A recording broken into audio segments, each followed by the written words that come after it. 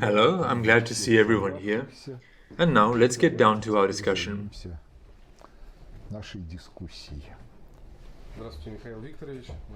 Hello, Mikhail Viktorovich. We are also sincerely glad to see you in anticipation of communication. I propose to start with this question, the most urgent, the most striking.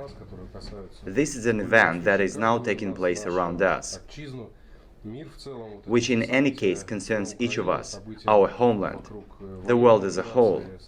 So the events in Ukraine, the events around the military operation, and the events related to the economy, to the lives of citizens. That is, everyone feels it with their nervous system and with their thoughts, and some roles are played in his head depending on his nervousness. Doesn't seem that the event that is taking place in Ukraine, for all its importance, for all its significance, well, perhaps this is not the most important thing that is now happening around. And is it not, in a trick, when a magician shows something shiny, in order to then perform manipulation, illusion, distraction with the other hand, so to speak? Let's start with Ukraine itself. Liberals are convinced that in Russia there is fascism, and Russian fascism launched an unprovoked aggression against democratic, independent Ukraine, which made a choice in favor of the European path of civilizational development.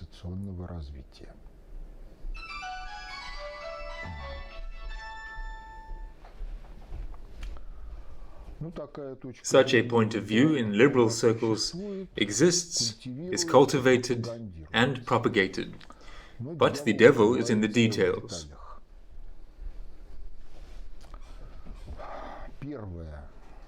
First, in our textbooks of social science, sociology, and politology,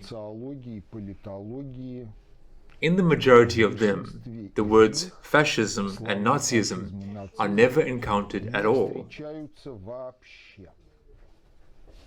That is, what fascism and Nazism are. The vast majority of school graduates do not know at all.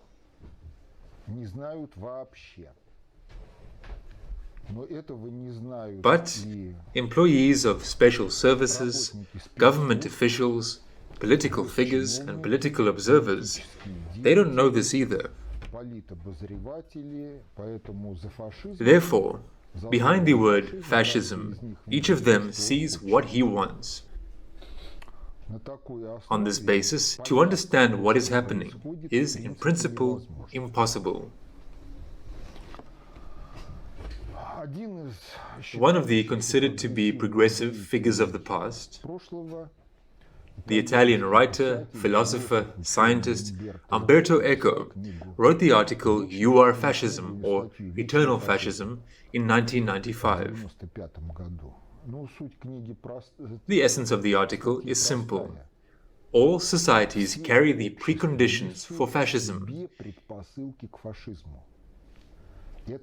In them, it is not eradicable. And these preconditions in the concretics of history are only expressed in the features of fascism of one kind or the other. Further, on the basis of his understanding of fascism in Italy, fascism in other countries, he gives a definition of fascism which includes 14 features.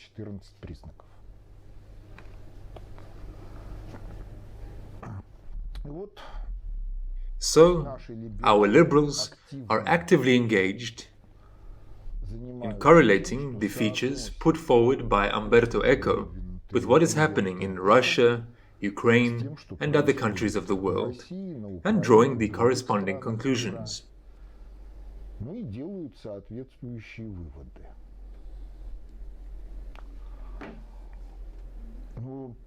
You see, if fascism is eternal, from the point of view of Eco,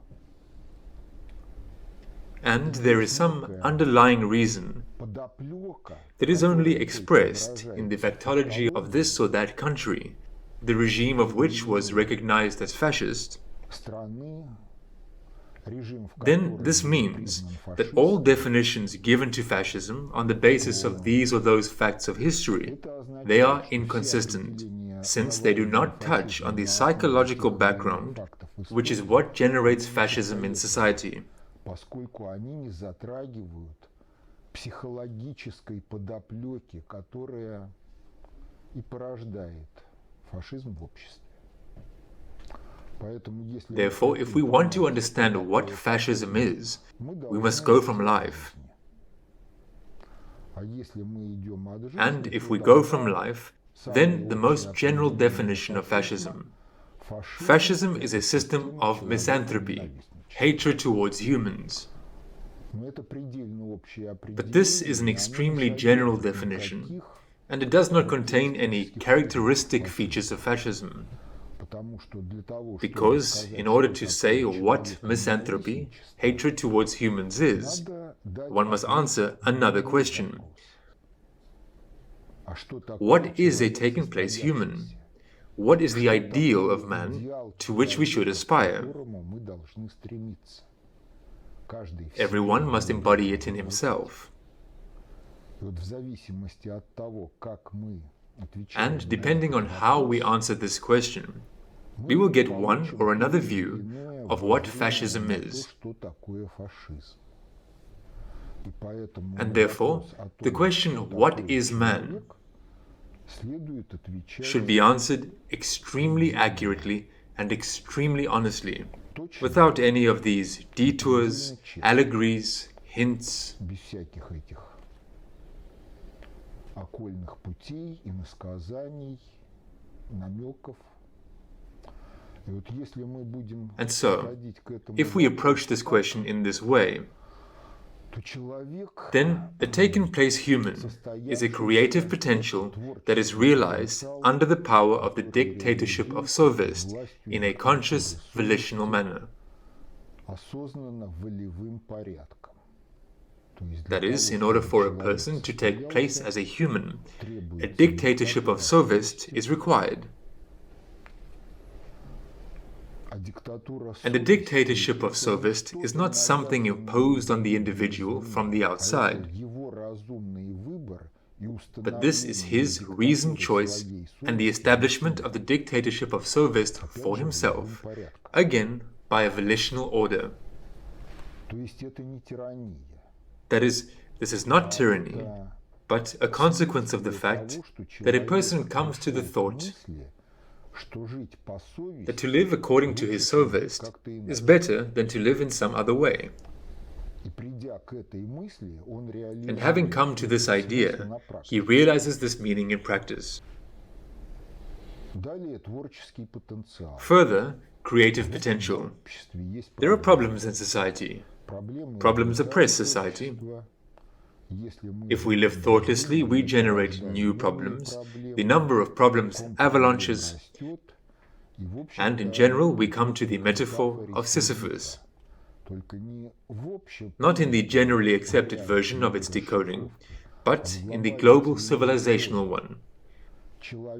Humanity rolls a lump of problems uphill. The lump of problems grows. We cannot reach the top to a new quality. The lump rolls down, and humanity returns to some starting point, and everything starts anew. The time has come to stop increasing this lump of problems, stop rolling it up. And in order to stop increasing the lump of problems and rolling it up, it is required to master creative potential. And if we understand by will the ability of a person to subjugate himself and the course of events around to the realized by him purpose consonance, then it is necessary to engage in setting of objectives in relation to the solution of problems and to realize the creative potential for the solution of these problems, dobrosovestchesly. добросовестно. И вот это вот This путь is the path to humanness. И, соответственно, если есть And accordingly, if there is misanthropy, hatred towards humans, порождает систему, and misanthropy generates a system called fascism, то фашизм then fascism, as a way of social governance, is aimed at preventing this potential of development from being realized. развития. Соответственно, Accordingly, the creative potential is either trampled down либо оставить его or left to a certain minority. совести быть There should be no sophist, there should be law-abidingness, the will should be crushed, должна быть раздавлена, or a hierarchy of the right to will should be built in society. выстроена иерархия права на волю. And those who are at the bottom must either be will-less, Безвольны, либо их or their will must be rented out, в аренду subordinated to the will of those who are above in the hierarchy. иерархии выше. Вот это вот This is fascism as such. таковым. А дальше встает вопрос, And further, the question arises as to how to implement fascism. и тут выясняется Here it turns out such a thing that такая вещь, что fascism can be realized in two ways. реализуется двумя путями. The first variant is generally understandable, Понятный, который широко which is widely known in the history of the 20th century. появляется кто-то, Someone appears who establishes some dogmas that are mandatory for everyone. для всех. Эти догмы These dogmas are elevated to the rank of unquestionable truth. истины, сомневаться в них To doubt them is a crime, and to refute them is an even greater crime. большее преступление. If we have this, then it is indeed fascism. Действительно фашизм. И And Hitler's fascism was just like that. как раз был таким, и итальянский. Italian fascism was like that. И для того, чтобы And in фашизм order for fascism to take place, it is required not only that there be a group of active fascists проводит эту who implement this politics in life, требуется, чтобы широкие but массы it is required that the broad masses of the population, as a minimum, do not oppose this, and as a maximum, be satisfied with what is taking place. Но But social development can be hindered in another way. можно иным путем. Можно сказать, что It can be said that there is no ideal of a human as a certain norm, определенный and that the norm of life is infinite diversity. разнообразие. И фашизм это And fascism is the hindrance of this infinite diversity. А вот если беспредельное But if there is an разнообразие, infinite diversity, закон и вся then система both the должна laws and the whole обеспечивать system защиту should ensure the protection of this infinite diversity from the intrigues of those who are not satisfied with it. И вот казалось бы, такой And it would взгляд seem that such a view is legitimate. и он представляется правомерным And до it тех seems пор, legitimate пока мы не until we вспомним, remember that in the life of society there are two processes: два процесса. the process of development Процесс деградации. and the process of degradation. И если люди втягиваются If в people are процесс drawn into the process of degradation, деградации, охватывает the process of широкое degradation сословие, covers wide sections of the population, деградирует, then society degrades instead of developing and realizing whatever ideal of a human there is. идеал человека. И, в общем, получается And так, it turns что out либерализм that liberalism, in this view, is a variety of fascism. А с точки зрения And from the point of view of any liberal, фашист это тот, a fascist is the one who suppresses attempts at degradation, пресекает suppresses activities aimed at the degradation of society. вот. And with such a view, it turns out that the liberal West Что Запад is really a variety of fascist tyranny. реально это разновидность фашистской тирании. If we look at what is happening in Russia, На то, что происходит в России, then we will see that то among the general population, there is no enthusiasm and desire for the establishment of any kind of dictatorship that would declare certain dogmas to society and would require strict and unquestioning observance of these dogmas.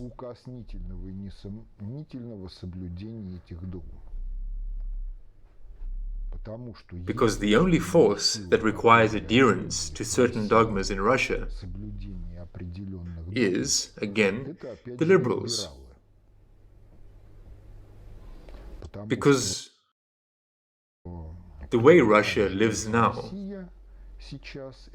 is the result of the fact that in the 90s, the liberals built the post-Soviet statehood of Russia on the basis of the ideas of liberalism and in the aspect of the economy on the basis of the Washington Consensus.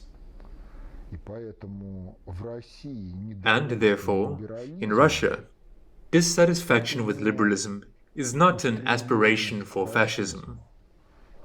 It is an aspiration to liberate the country from fascism in its liberal version.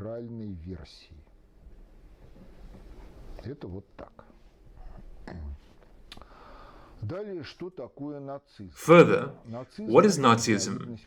Nazism is a variety of fascism, oriented on destroying the cultures of other peoples,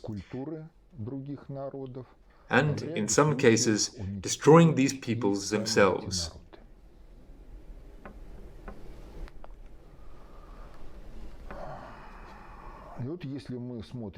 Now, if we look at what is happening in Ukraine from these positions, then we must admit that Ukraine has long embarked on the path of Nazism. And this Nazism is anti-Russian. The first indicator is that in Ukraine, an unreliable version of history is being cultivated. There were no great Ukes, greatest Ukrainians, who created Kiev and Rus, and so on.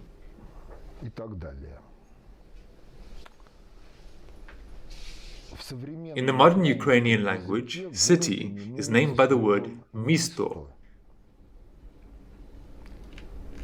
But in the toponymics of Ukraine, there is no Mirmist, Uzhmist, Vyshmist. There are Mirgorod, Uzhgorod, Vyshgorod, Novgorod-Sieversky, and many other cities, the name of which includes the Russian root for city, Gorod, or Grad.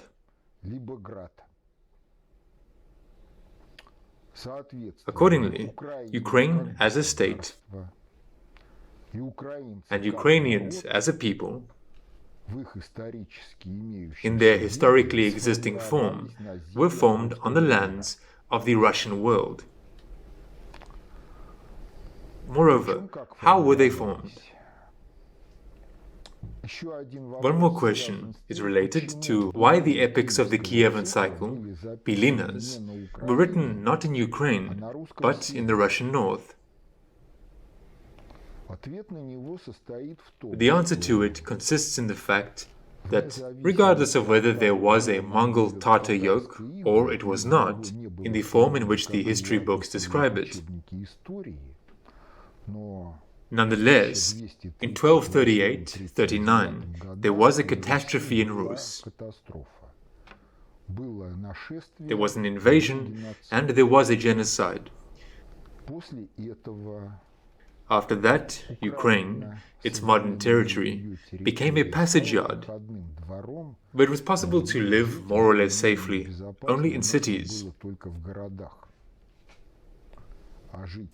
And it was impossible to live in the countryside, since there were great chances to end up in the slave market somewhere in Kaffa, in Feodosia, or in Istanbul. Therefore, everyone who could, they left the territory of modern Ukraine. If we talk about where the Russian people went, Then, in their majority, they went north and occupied those lands that the Pskovians and the Novgorodians had not occupied in their time. And they took with them culture, epics, belinas. Since there was no television and show business in those days, the people entertained themselves in their free time by telling belinas and folk tales. All this survived until the 19th century, and in the 19th century, all the belinas of the Kievan cycle were recorded in the Russian north. And what happened in Ukraine? In Ukraine, this regime of the passage yard remained until about the middle of the 15th century. Because by the middle of the 15th century, the horde had been drawn into degradation. In the middle of the 15th century, the Zaporozhian Sich had already appeared, which provided some kind of protection of the territory from raids from the south. And what Gumilev called ethnogenesis began. This was under which Tsar? This is not under a Tsar. This is the middle of the 15th century. Around this time, we had Ivan III. This is before the Great Standing on the Ugra. And after the Great Standing on the Ugra took place in 1480, and Rus stopped paying tribute to the horde. Then, in general, Rus began to strengthen, the horde continued to degrade intensively, and it became possible to live and run a household in Ukraine. And people from the surrounding territories rushed there. Therefore, Ukraine, in terms of the composition of its population, was originally a multinational state, even when it was not a state. But the Ukrainian people was being formed. The basis for the formation is Russians, descendants of the steppe Khazars, immigrants from Poland, and as a result, here we have Ukraine such as we know it.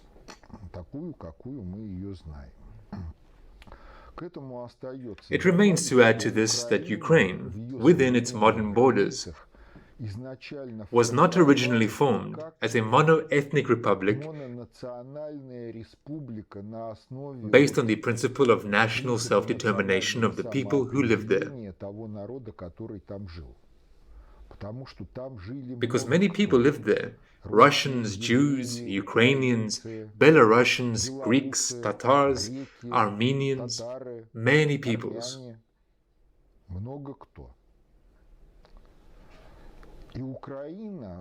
And Ukraine, within its modern borders, was formed as a territorial production and organizational technological complex within the composition of the Soviet Union, which it was convenient to govern from one place. At first, the Russian-speaking Kharkov was the capital, then Kiev. At the same time, lands inhabited by Russians, for whom the Ukrainian language was foreign, were transferred to within the borders of Ukraine. Well, the Trotskyists also made some effort to forcibly Ukrainize the non-Ukrainian population. Moreover, in the quality of the standard of the Ukrainian language, not the dialect of Poltava and Kiev regions was chosen, but the dialect of Western Ukraine, which, in general, as a literary language, was formed under the supervision of the special services of Austria-Hungary, which managed to disappear during the First World War, but left a legacy in the form of the literary Ukrainian language of our days, which is not understood even by Ukrainians living in the Poltava and Kiev regions. In 2018, the Ukrainian independentists drew a map of Ukraine. And there, Ukraine includes the lands of the Great Don Army, the Kuban, and in a number of cases, Ukraine reaches the Caspian Sea.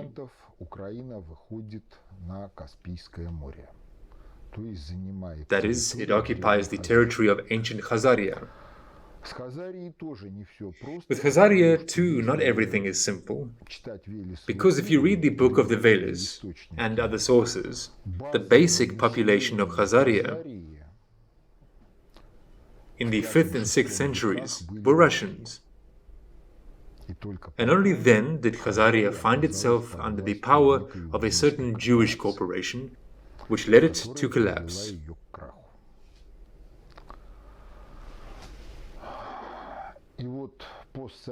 And so, post-Soviet Ukraine, inventing an ideology, generally took the path of Nazism. Because the Russians were declared not an indigenous people, and this was legalized, despite the fact that the Russians are far from being a national minority in Ukraine, there is a ban on the use of Russian language in business, in officialdom, politics, science, in the system of education. There is such an opinion that the language of the people in whose territory the diasporas live should be learned, at least out of politeness. But in reality, the territory of Ukraine, the so-called ethnic Ukrainians, who really have a cultural and linguistic peculiarity, this is a diaspora on the lands of the Russian world.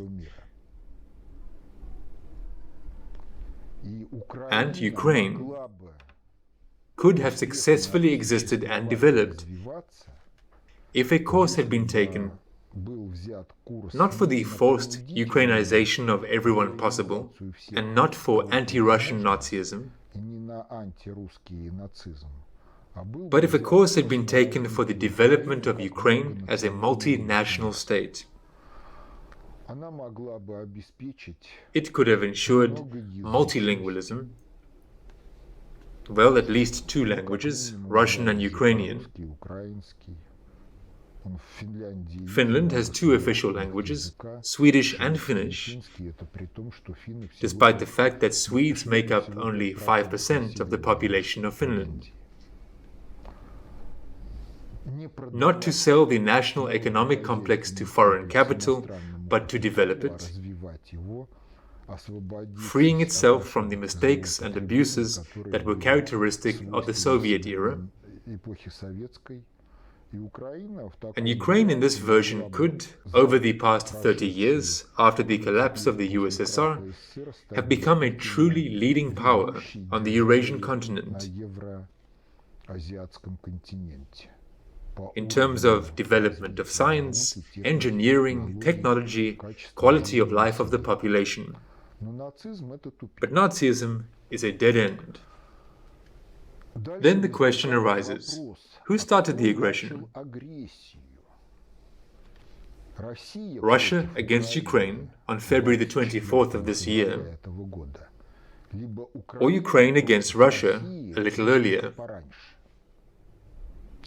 So there is a topic, US biological laboratories on the territory of Ukraine.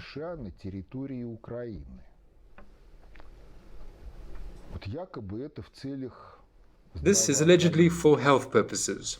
But if this is just for health purposes, then why are these laboratories not controlled by the government of Ukraine? And everything that is done there is classified. And the answer to this question is simple. There is the idea of waging biological war. It has been attractive to many politicians since ancient times, because history knows cases when epidemics mowed down armies, making it impossible to conduct hostilities. Epidemics mowed down the populations of entire states, after which they were driven into devastation. And out of this devastation, they had to rise. And you see how seductive it is at first glance. You spread some pathogenic bioagents, and that's it. The objectives of the war have been achieved, guns are not needed, and the costs seem minimal. But, in actual fact, The conduct of biological warfare is a very technological, organizationally, and logistically complex event. Well, metaphorically speaking, if today you milked a cow, and there is milk,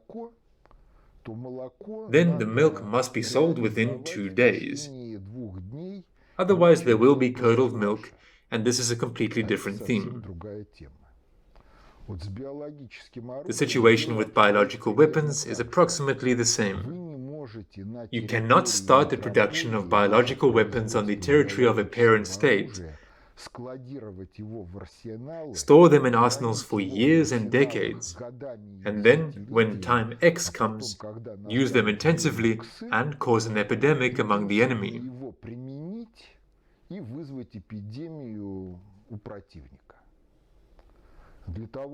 In order to use biological weapons, you must deploy the production of pathogen bioagents.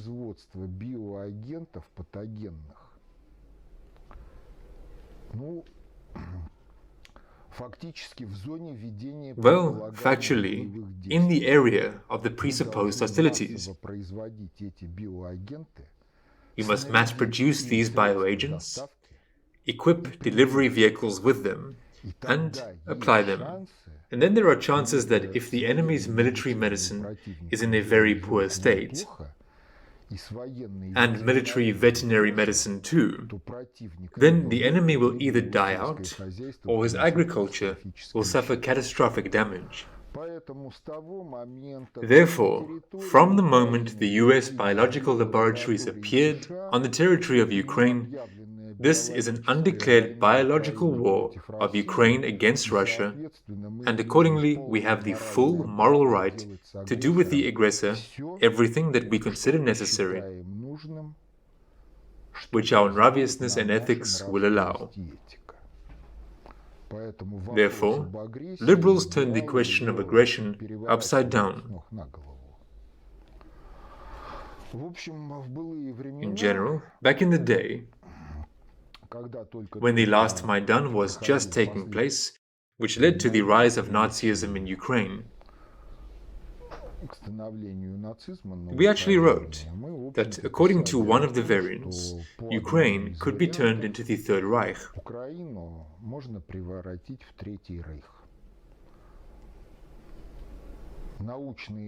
There are scientific schools inherited from the Soviet Union. There are engineering schools inherited from the Soviet Union. The industrial potential, even if it is destroyed, the cadres capable of raising it, have been preserved. And given the fact that the vast majority of people are apolitical and guided in life by only 3 groups of interests: physiological, psychological hedonism, family everyday interests, which boil down to who commands whom, the wife, the husband, the mother-in-law, everyone, or the cat, everyone, and professional financial interests, because the interests of the first 2 groups need to be somehow financed. And for this it is required either to cheat everyone, like Ostap Ibrahimovic Bender, to go into the speculative sector, or to work and earn in the real sector. You see, people who have only 3 groups of interests are not interested in politics. Accordingly, such people, both in Ukraine and in Russia, faced with a military operation and its consequences, can only blame Putin for this.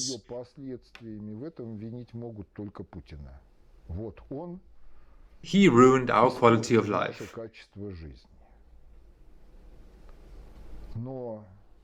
But in another variant of the development of events, if the United States exists as a hegemon in 10 years from now, then Ukraine could become the second edition of the Third Reich. Anti-Russian Nazism plus scientific technical potential possibly nuclear weapons, a delivery vehicle,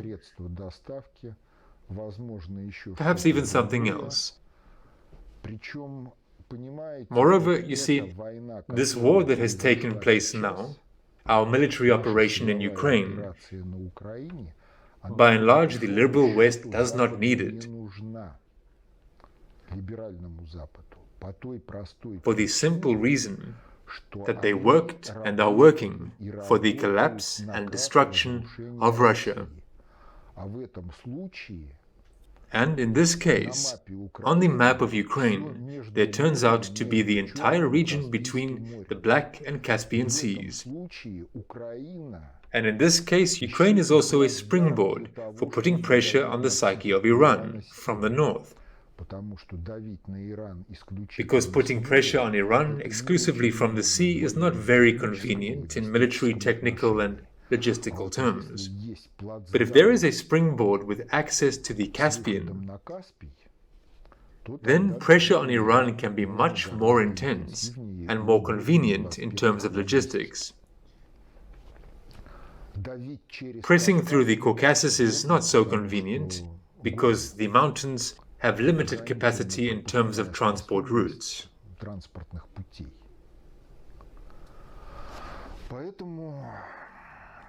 Therefore, in reality, the operation in Ukraine is the prevention of a much greater disaster that could have happened if Ukraine had continued to develop further along the Nazi anti-Russian path.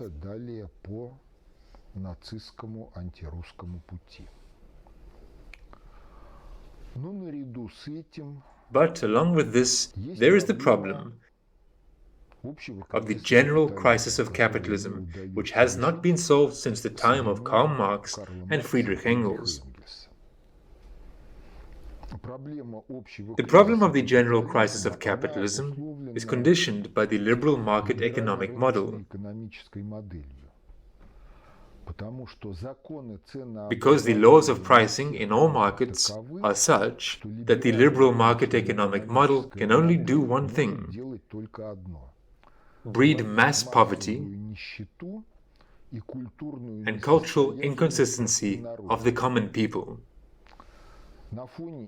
Against this background, the super-rich minority luxuriates, that is, degrades, and also becomes culturally inconsistent. And this generates ecological problems. And on the basis of the liberal market economic model, there is no way out of this. If someone wants to say that in the developed countries of the world of capital, Europe, Germany, Sweden, France, Italy, Great Britain and the United States, Japan,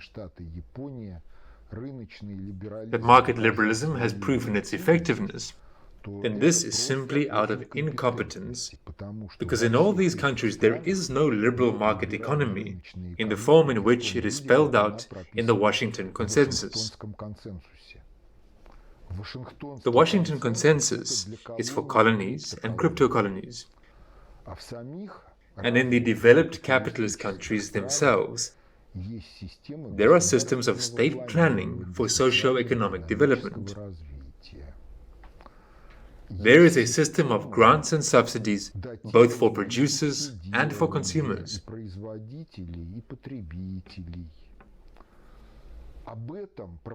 Propagandists of the liberal market economy keep quiet about this, but it exists. This thematics does not find its way into textbooks, because textbooks are intended for idiots and clerks. And those who work with these economic institutions are taught according to other programs, and in general this education is not universally accessible. It is not you who wants to go there, but you will be invited there if they consider it necessary. That is, this is a completely different theme. But in reality, what market liberalism is in practice, these are our dashing 90s. And what is happening now in Russia? This is preparation for the fact that the liberal market economic model will collapse in the near future. At least an attempt will be made to collapse it. По крайней мере, будет предпринята попытка ее обрушения, а после этого те, кто And after that, those who govern global politics will need a state leader of alternative civilizational development. альтернативного цивилизационного развития. И вот Россия один из кандидатов. And Russia is one of the candidates for leadership in such a quality. Ну а события на Украине. Well, the events in Ukraine, COVID, and everything else Это действительно are really not only phenomena that are of interest in themselves, представляющие интерес, но это, в общем-то, и ширма. but they are in general a screen behind which preparations are being made for a radical reorganization of the world and the transfer of globalization to a slightly different conception, in which there is no place for market liberalism. Если вы будете внимательно смотреть And if you look carefully at what is happening in the mass media, информации, what books are being published, то вот кристалл then роста Crystal of Growth for the Russian Economic Miracle is a thick book on the theme на тему of подготовки preparing society for the rejection of the liberal market economy and the transition to a new economy. к иной экономике. Эти темы These themes are discussed on various talk shows. ток-шоу. Причем высказывания Moreover, there are also interesting statements, потому что если because if you look at our system of education in the field of sociology and economics, и экономики, то она заточена под then it is tailored towards the liberal market economic model. И в одном из And in one of the evenings with Vladimir Solovyov, Sergei Alexandrovich Mikhail said, "We must not care a fig about all theories, and we must build the economy based on common sense." Well, it's not verbatim, but something like this. правда есть тоже одна So there is also one danger here. Common sense, in the understanding of many people людей, не владеющих who do not own a cognitive, creative culture, can generate mutually exclusive, incompatible ideas. Поэтому кто-то Therefore, будет принять someone will have to adopt the standard of common sense and, on its basis, explain to others how the economy should be built. экономика.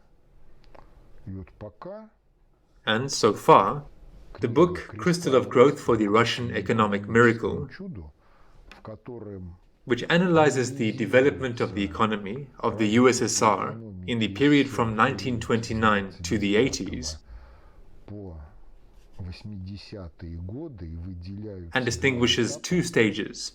Stalin, когда when the economy really developed very rapidly, очень бурно развивалась, generated scientific technological progress, and was amenable to innovation, инновациям, and the subsequent stage, when the Stalinist economy was dismantled, адаптировалась, и в результате and as a result, by the mid-80s, the USSR came to the conclusion that any mass-produced product, выпускаемая продукция, любая from binders for papers for 30 kopecks to mass-produced civil aircraft, копеек до in many respects, was inferior to foreign analogues. самолетов гражданского назначения по многим показателям уступала зарубежным аналогам.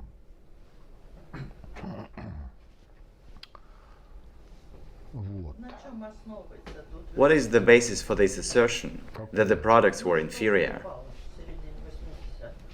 Ну, сравните Well, compare the technical characteristics. This is a really relevant question. Вопрос действительно актуальный. Время, The ground time required to service a Soviet aircraft was significantly longer было существенно than the time required to service, for example, a Boeing on the ground. на земле, допустим, Боинга. Соответственно, Accordingly, the intensity of air transportation on our aircraft is lower than on Boeing's, and the profitability is lower. Ну, с автомобилями, сами знаем. Well, we ourselves know with cars, a used foreign car was preferable to a new Zhiguli. Ну и главный Well, the main скандал scandal of the 80-х 80s, годов, which went который прошел unnoticed. незамеченным. In general, in the 80s, a certain Tom Stefanik, who lives in the United States, in the journal Scientific American, this is their analog of our Nauka Жизни, published an article, Опубликовал статью Non-Acoustic Methods for Detecting Submarines, обнаружение подводных лодок. И в ней and in it he revealed the theme тему that the noise gap between Soviet and American submarines is 30 decibels in favor of the United States. децибел в пользу США. При таком разрыве With such a gap, the possibility of combat use of a submarine is conditioned by the skill of the commander's ability to hide in the seas. в морях, но не обеспечены технически. But it is not technically supported. При прочих равных That is, with such a gap, all other things being equal, the vessel ceases to be a weapon. Поэтому, да, действительно, Therefore, yes, indeed, the Soviet economy was brought to complete non-applicability and needed a radical restructuring, перестройки but it had to be done not the way that Gorbachev and his team of traitors did. его команда предателей. Надо It was было necessary to return to the model that worked in the USSR until 1953. 1953 года. Надо It was было necessary изменить to change the scientific methodological support обеспечение работы for the work of the State Planning Commission, the State Statistics Commission, and other departments that are involved in governance towards the economy. Но этим заниматься было. But there was no one to engage in this. Вот в «Кристалле So in the Crystal of Growth, прочего сообщается, что among в other период things, с 1936 it is reported that года in the по period from 1953 1936 to Сталин не смог 1953, добиться от Академии Stalin наук could not get from the Academy of Sciences a textbook on economic theory, внятно описано, как which would clearly describe how the USSR economy is governed at levels from micro to macro, почему она построена именно why it is таким built образом, precisely in this way, ну и как and, ей well, следует how it should be управлять, governed, and и what что are the factors of является development. факторами развития. Ему He was brought приносили graphomania графоманство на основе on the basis цитат of из quotations from the классиков classics of марксизма, Marxism, Leninism, собственно, and from his own works, но ему but he это didn't было need не this. нужно. Поэтому незадолго Therefore, до убийства shortly before the Сталин assassination, Чеснокова Stalin told надо Chesnokov, заниматься развитием "We must develop the теории, theory. без теории Without нам theory, смерть». we are dead." Прогноз Сталина Stalin's подтвердился, prognosis was потому что confirmed, заниматься развитием because no one теории wanted to develop the theory. никто не хотел. На данный At the given момент moment, это this is тоже also a актуальный relevant вопрос. question. Наше мнение Our о opinion on the том, theme как of how the должна economy выглядеть should look, экономика, то есть основа that is, the basis of scientific methodological support for governance, this is the book Economics of Innovative Development, есть в интернете, available on the есть в internet, издательстве. available from the Conceptual Publishing House. Вот. А теперь дальше And now, тема further, the theme, the denazification of Ukraine. денацификации Украины.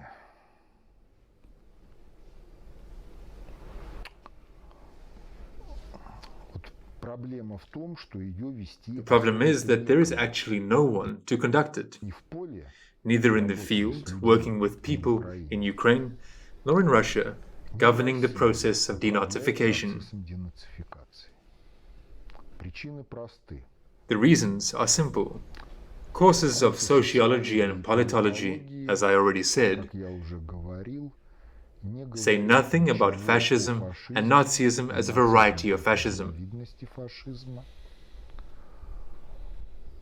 И, соответственно, And, accordingly, they do not explain how society generates fascism and Nazism.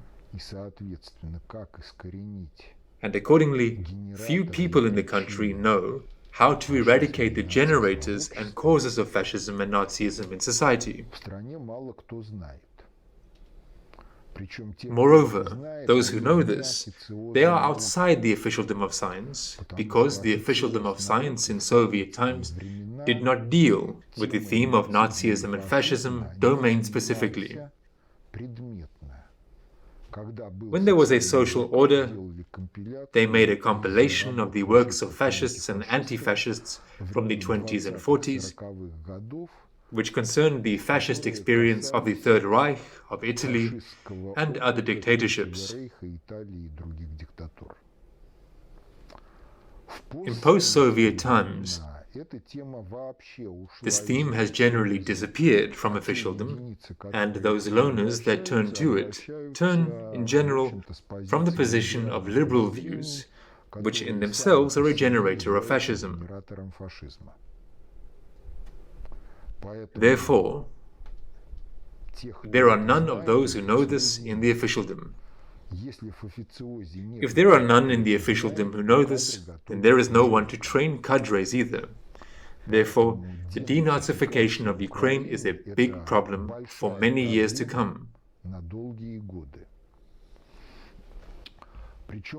Moreover, you see, the situation is aggravated by the fact that from the point of view of the layman consumer, who, in general, until February the 24th, lived in Ukraine, well, if not like a pig in clover, then generally not badly.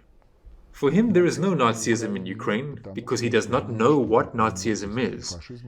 And there is no fascism either, because, by force of his primitivism, he does not know. The second circumstance consists in the fact that Nazism, as a social phenomenon, is non-homogeneous. There is pseudo-scientific Nazism for intellectuals.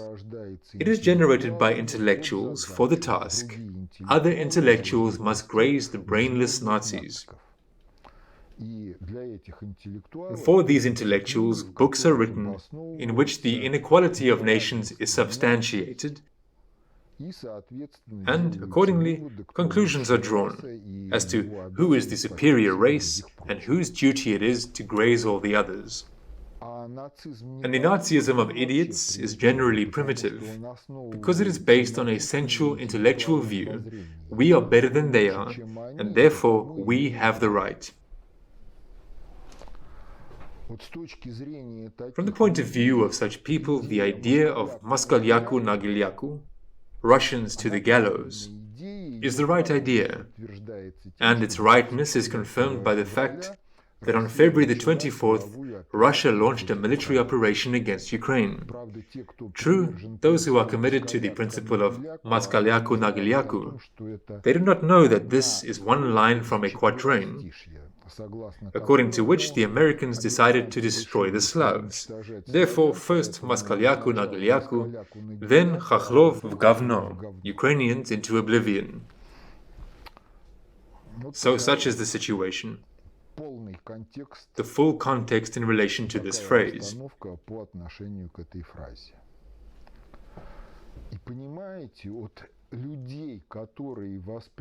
And you see, people who perceived Nazism not at the intellectual, rational level, but at the sensual, emotional level, for them, all the arguments such as fascism, misanthropy, an ideal human, this is all blah, blah, blah, blah, blah. This is about nothing.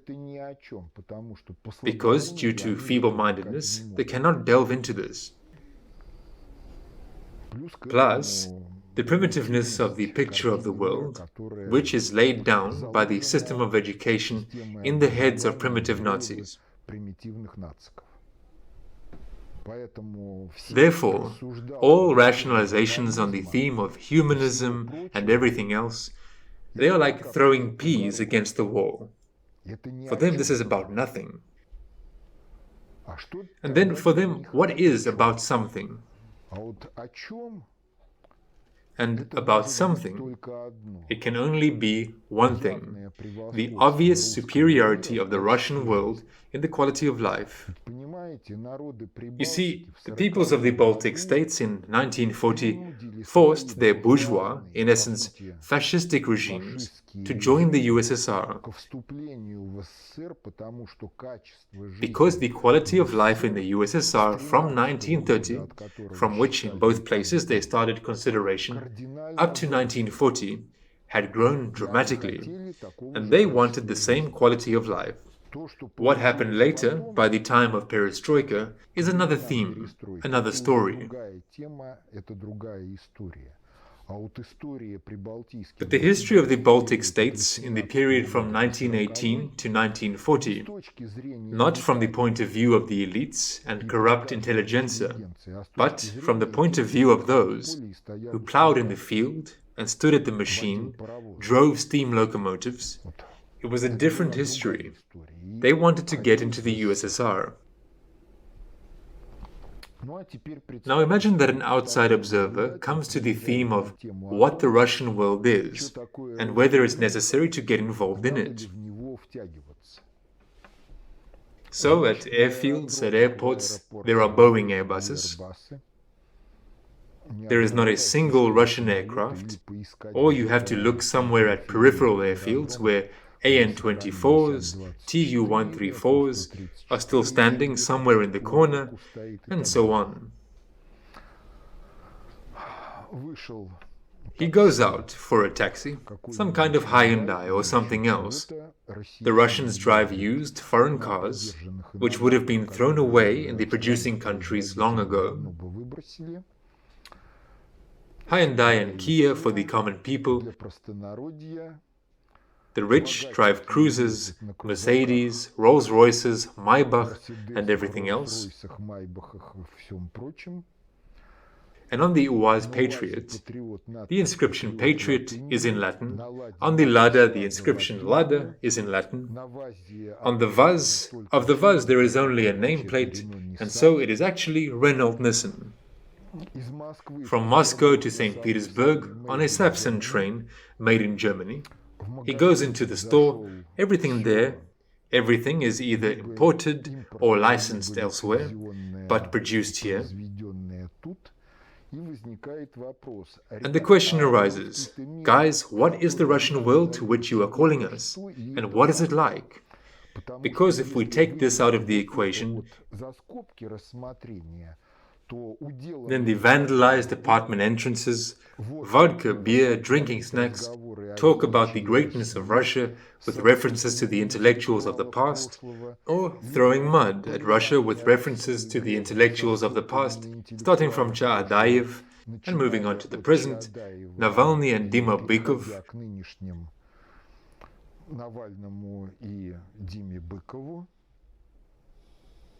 garbage in recreation areas, dumps in nature, here, there and everywhere, filthy roadsides. Traffic rules are not intended to organize safe traffic, but to point out those responsible after the accident. Does someone want to come into such a Russian world?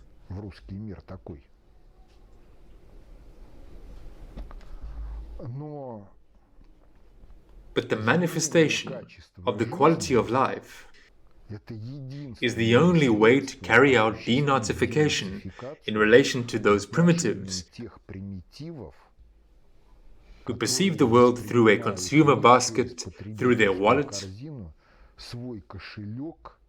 and became Nazis for the simple reason that Nazism is an extremely radical form of parasitism on the labor and life of those peoples who are declared racially inferior and whose will was managed to be broken and subjugated to them.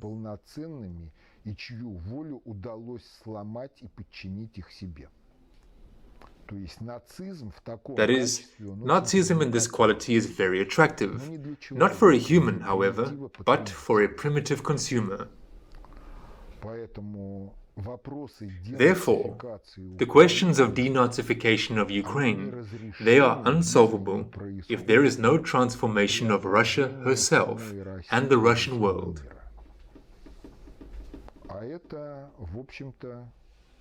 And this is, in general, first of all, the activation of one's creative potential, the subordination of one's sophist, and the cleansing of Russia from liberalism.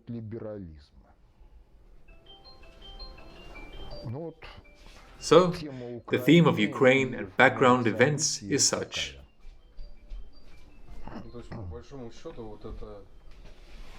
That is, by and large, this attempt to delay human potential is also relevant for Russia, and the planting of fascism in such a broad sense is in full swing.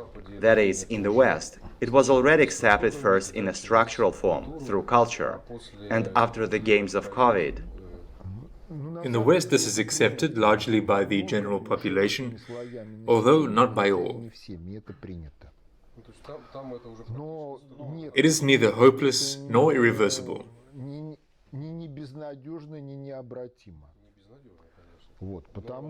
We here are doing a lot in this direction, but among our people there is rejection of this.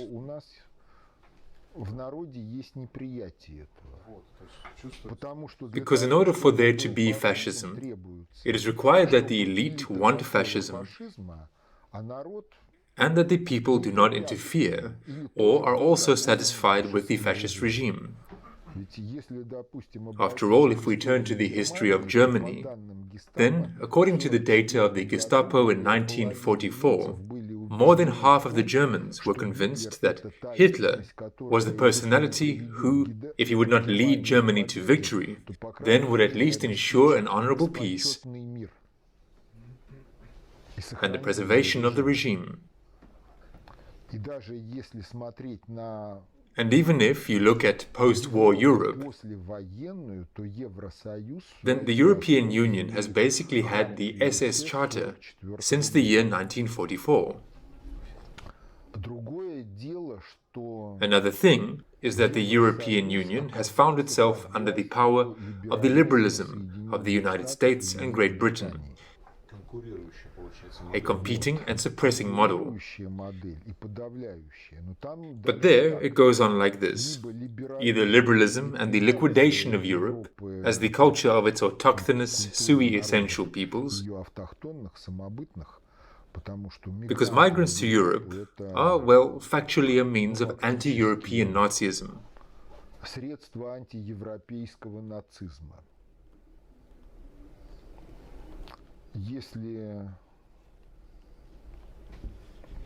If anyone is interested, look on the internet. The fate of the Swede, Elin Krantz. Very sad.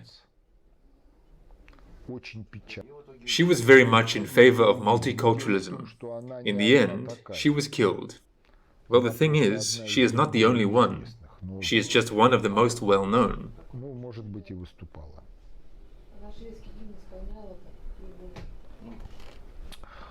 And not everyone in Europe is happy with this. And the former leader of the Communist Party of Sweden proposed to solve the current problem of migrants through concentration camps.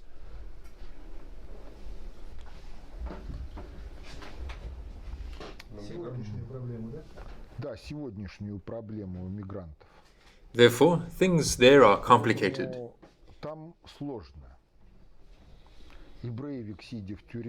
And Breivik, sitting in prison, gets an education in the field of political science. This is also not just for nothing. And if we talk about Russia, then at the level of the common people, in general, Nazi ideas, they are somehow not welcomed, at least among those who are not lumpen, but who work. По крайней мере, в кругу тех, кто не люмпен, а кто работает. And by the majority, they are not only rejected, they are suppressed. Они подавляются. But along with this, there are also subcultures that react to liberalism with reciprocal Nazism. Реагируют на либерализм ответным нацизмом.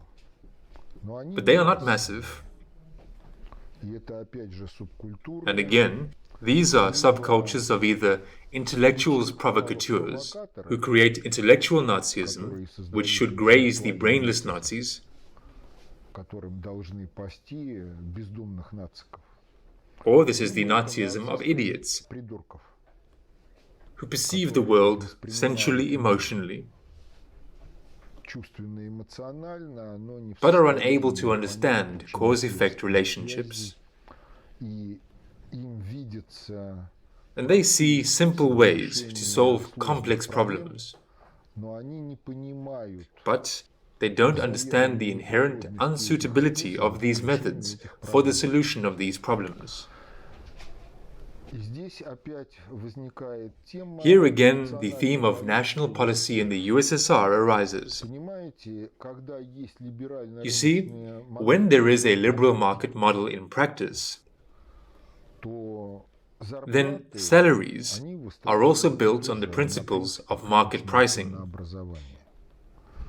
И, соответственно, and есть accordingly те, there are кто those who are forced to toil at 2 or 3 jobs from dawn to dusk for a beggarly salary, а есть те, кто and there are those who владеет possess определенными professions and специальностями, specialties that allow them to have high иметь incomes, высокие доходы и иметь and, наряду с along этим with this, свободное время, to have free time когда when they can можно spend получать such high высокие incomes. доходы.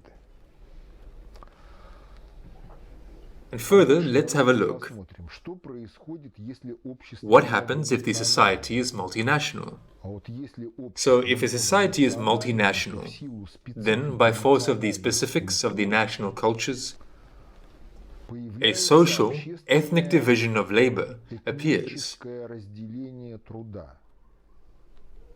И представители and representatives of some peoples find themselves in some spheres of activity, representatives of others in other spheres of activity.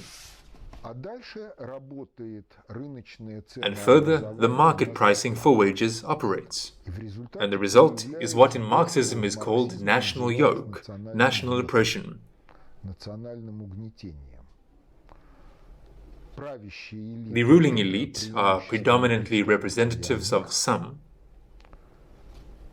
а ишачат and the toilers преимущественно are predominantly представители representatives of others. и, соответственно, никакой And accordingly, there can национальной be no гармонии, national harmony, межнациональных harmony of отношений inter-ethnic в relations in this обществе society. не может. И это порождает And this gives такие rise to such вещи, things. Well, the Americans had such a turn of такой speech. оборот речи. Anti-Semitism after 5. Антисемитизм после 5.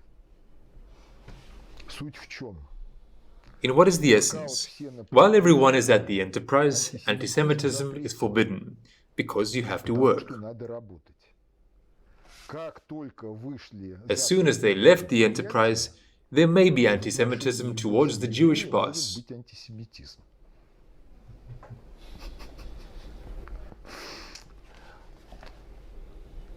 Передовые штаты The advanced United States, a model for liberalism. Но реально так. But in reality, it is so.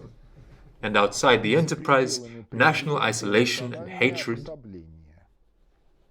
И which sometimes spills out also into practical actions. и в практические действия. Поэтому, если мы Therefore, обратимся if we turn to the times of Stalinist Bolshevism, к сталинского большевизма, то национальная then the national политика policy была was aimed направлена at на two две things. вещи. Первое. The first is that on a wage, even a minimum one can live. Минимальную можно жить. Даже при минимальной зарплате дети, Even with a minimum wage, они могут получить children, if they are talented, they can receive an arbitrarily high education, and regardless of their national origin, can advance into the prestigious, highly paid spheres of social activity. сферы общественной деятельности. Это одна. This is one side of the question. А вторая сторона вопроса, And the second side of the question, it basically boiled down to the forced education of each and everyone, so that they could enter the prestigious fields of activity, the so-called. престижные сферы деятельности, так называемые. Ну а дальше Well, further, if society develops in this direction, направлении, то then the национальная national политика politics leads to the будет phrase, квази cultures are socialist in content and national in form. социалистические по содержанию и национальные по форме. Вот за это There is one thing behind this phrase. одно. Эксплуатация человека человеком, то The exploitation of man by man, that is, the parasitism of some on the labor and life of others, неравенство в правах, в том числе systemically organized inequality in rights, including the rights to receive income, this is excluded. помогает. Socialism does not imply this, Социализм не проводит политику унификации. but at the same time, socialism does not pursue a policy of unification of cultures into the forced Russification or Kazakhization of the population, Ukrainization of the population. Вы можете говорить No, на you can своих speak родных your языках. native languages. Если вы If you live как-то compactly, живете, то then education can begin in your own language. в вашем родном языке. If the internet appears, then it is possible to conduct distance education in native languages, at least primary. Образование вести на родных языках, по крайней мере, начальное. С наукой там уже сложнее, потому With что science, things are already more complicated here because it is impossible to translate the entire array of scientific information into the language of some small ethnic group. малочисленной этнической группы, сами понимаете, невозможно. Наука, инженерное дело, Science, экономика, engineering, государственное economics, управление state governance at a certain level начинают begin to require monolingualism. И в Советском Союзе реально языком межнационального общения And in the Soviet стал Union, русский. the real language of inter-ethnic communication was and became Russian. Но говорить And it is so о now. том, что в СССР проводилась политика уничтожения национальной But to say that the policy of destroying national cultures was carried out in the USSR, this is hogwash. тетка преподавала в школе в Риге. Because even in the Baltic states, my aunt taught at a school in Riga from the beginning of the 50s. Впихнуть своих детей в русские школы. Representatives of the Latvian elite themselves sought to shove their children into Russian schools. Карьерного роста. Why? Учеба в латышской школе Because knowledge of the Russian language opened up prospects for career growth. ну не таком уровне. Кроме And studying in the Latvian school gave knowledge of the Russian language, but not at that level. до советской власти образование в Прибалтике In addition, in general, before the Soviet era, education in the Baltics was the lot of the elite. то качество образования, которое было Therefore, there simply were no national cadres who could provide the quality of education that there was in Russian они schools. запихивали своих детей в русские школы. А And потом therefore, 80-е those representatives of the national elite who understood this, they stuffed their children into Russian schools. длительная русификация, искоренение латышского и прочих языков. Не было этого. И объемы литературы, And then in the 80s, snot and tears began on the theme that, they say, forced Russification took place, the eradication of Latvian and other languages. запрещен This did not happen. фактически в официозе. And the volume of literature that was published in the Latvian language in Soviet times is greater than in post-Soviet times, when the Russian language in Latvia is factually prohibited in officialdom. Прежде всего в русском мире. Многонациональном. And the questions with the denazification of Ukraine, whether we like it or not, they rest on the questions of eradicating the exploitation of man by man, first of all, in the Russian world, the multinational Russian world. А в некоторых аспектах даже хуже. And if this is not done, then, from the point of view of a Ukrainian, the Moscow oligarchs are no better than the Kiev ones, and, in some aspects, even worse. И проблемы придется Therefore, there will be problems, and the problems will have to be identified and resolved according to Sovest. Is it possible to say that now, in principle, With all these ongoing events, it is important not to worry, not to get very upset about exchange rates, prices for Mercedes, but to ponder more on realizing one's own potential, one's own development, and helping one's children precisely in unlocking their potential. Although we directly depend on currencies and on food prices, and to teach children and equip them, but in not worrying about this at all, probably no one will succeed. How to be in this case? First of all, not to worry at all. This is correct. But in what sense? It is necessary to maintain an emotion-meaning structure 24 hours a day. That is, emotion should be an even, bright joy, since the Almighty does not make mistakes and everything happens in the best possible way. If we talk about the circumstances, then the circumstances are as follows. In besieged Leningrad, the birth rate was higher than now in Russia. The quality of life, the level of consumption in besieged Leningrad, cannot be compared with what we have now.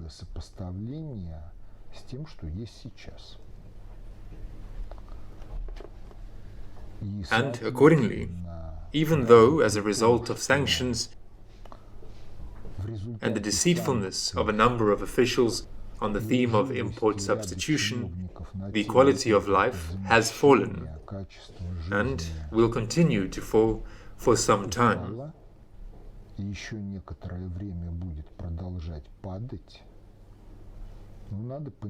Nonetheless, we must understand that this is still not what it was during the Great Patriotic War.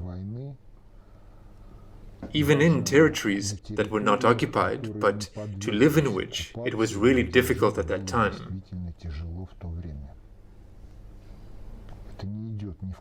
Now it is not comparable to what it was then. And this means that we must continue to engage in personal development,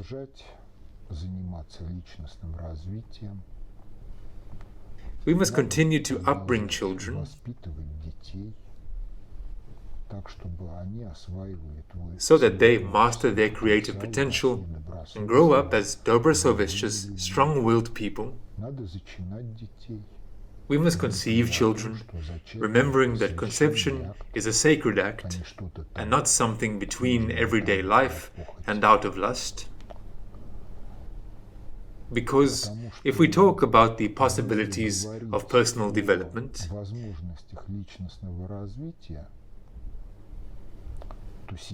now they are much wider than what they were, say, 30, 40 years ago.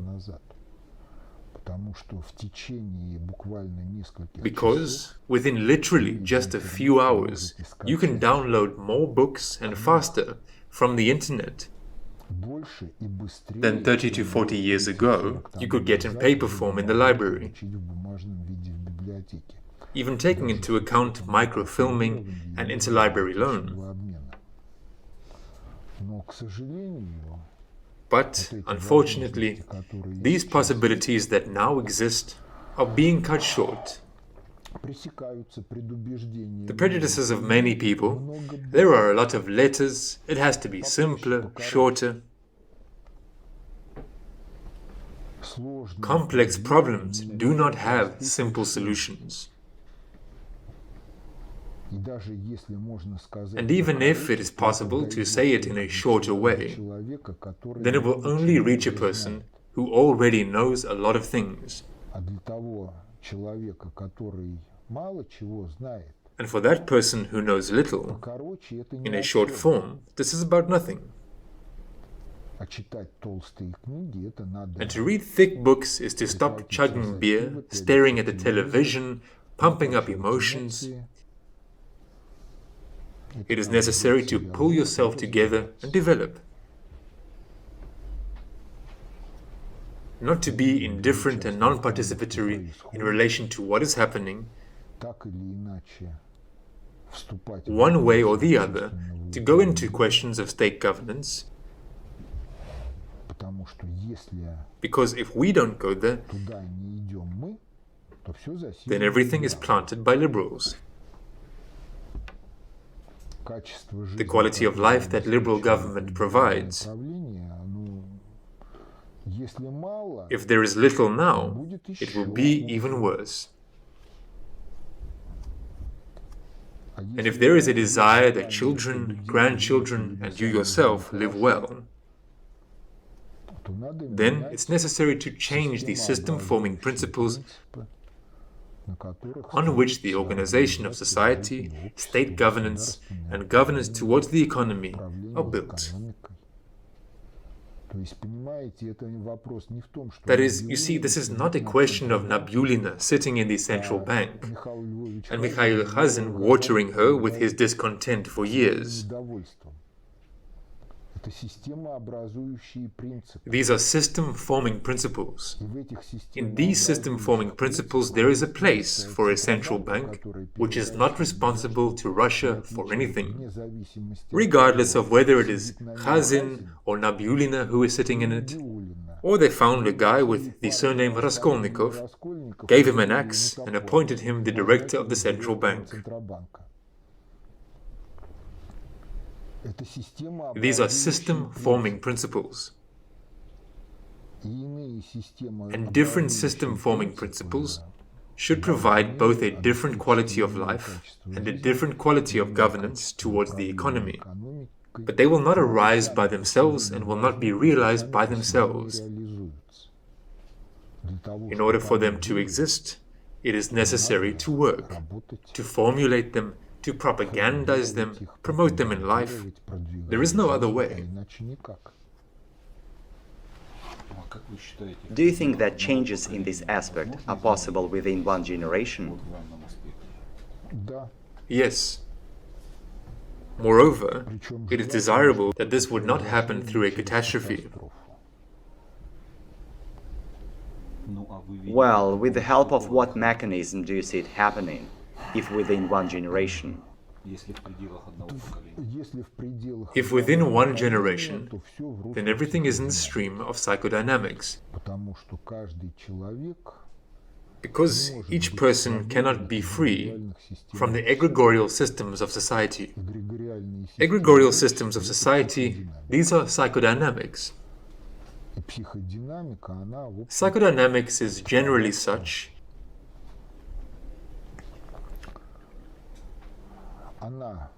that it promotes people and pushes people away from their posts.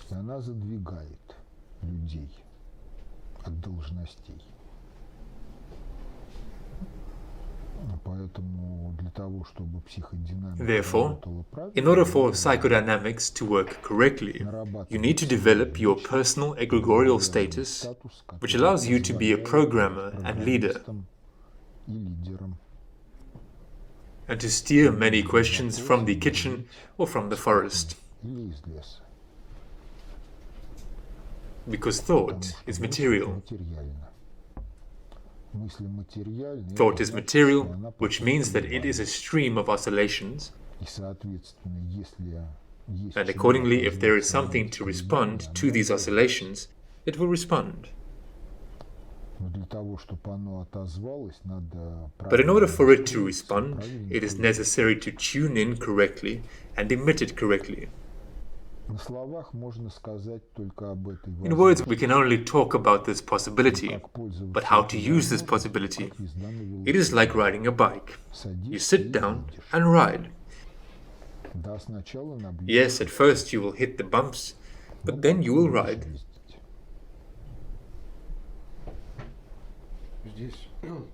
Here, everyone must learn for himself. You can't ride for another, and in a number of cases, you can't lift someone else.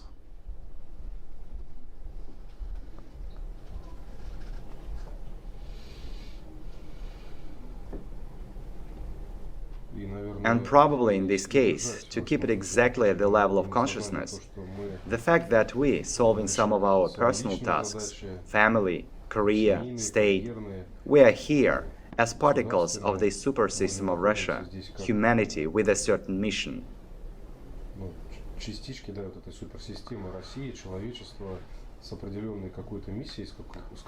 Well, what is the mission?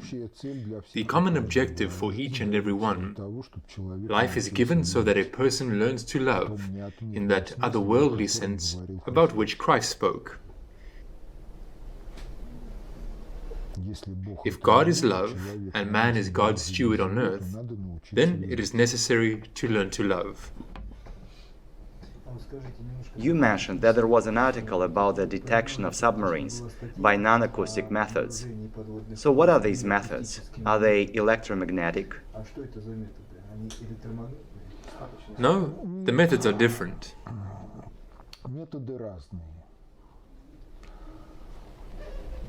First, the submarine has a slightly higher temperature than the water in which it goes. Accordingly, the water heats up and the warm water floats up. Second, if a body moves underwater, then it distorts the water surface.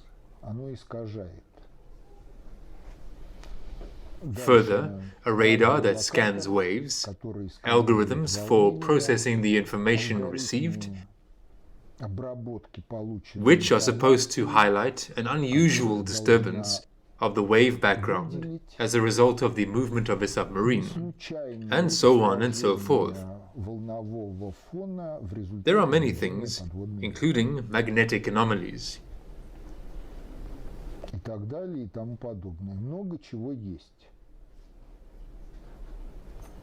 В том числе есть и магнитные аномалии. Ну, до гравитационных аномалий вроде бы дело. Well, it seems that things have not yet reached gravitational anomalies, but in principle, this is also possible. And further, when the tasks of just such a detection are being solved, then anti-submarine forces can be dispatched to the area where the vessel has been spotted, and if it does not hear anything by force of the fact that it itself is making noise, then they will find out that they were destroyed already in the next world. Therefore, what happened by the 80s?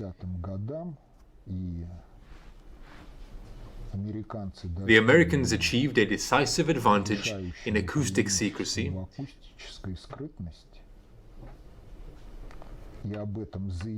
and announced this because this publication was in essence blackmailing Gorbachev. Because in parallel with it, the theme was openly discussed in the American naval press what to do with discovered Soviet submarines in a war-threatening period. The answer was simple: sink them.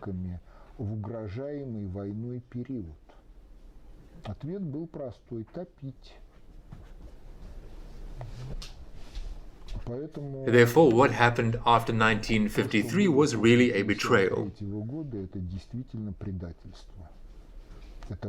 It was external governance, which was carried out by very specific means.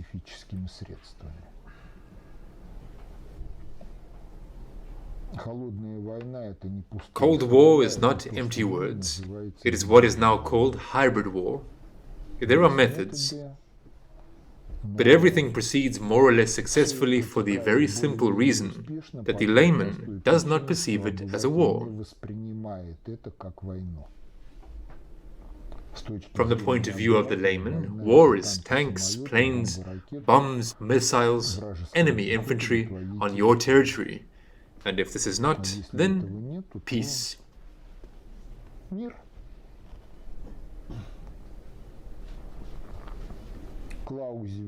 Clausewitz. War is the continuation of politics by other means.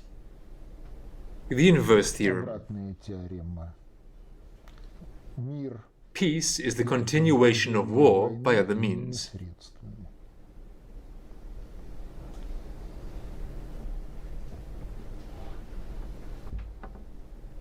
So, can it be said that this is such a confrontation of civilization that has never stopped? It has never stopped. Globalization in general, in its historically real form, is a hybrid war for undivided world domination and the destruction of those who disagree. This is Western globalization. How does it work? Well, indeed, there are objective laws to which the life of people at any scale of consideration is subordinated. From the level of the individual to humanity as a whole. If you were able to introduce the victim of aggression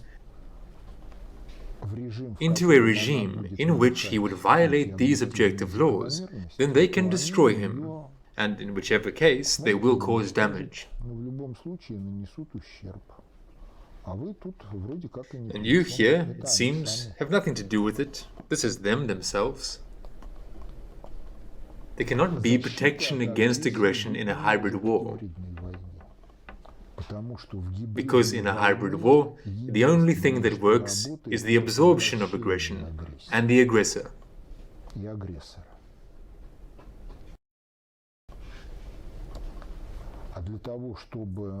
And in order to absorb the aggression of the aggressor, it is required not to violate the objective laws, and for this they need to be known.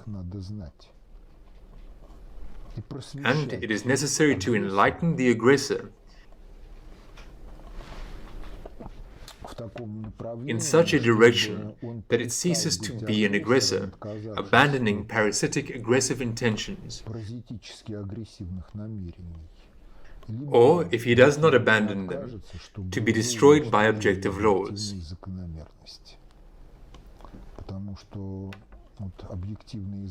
Because objective laws and religious noospheric groups, Nravious ethical in their essence, they work mainly like this. While a person or society does not know about something, they are covered from above from the negative consequences of this. But after being notified, somewhere a clock starts and the countdown of the deadlines begins.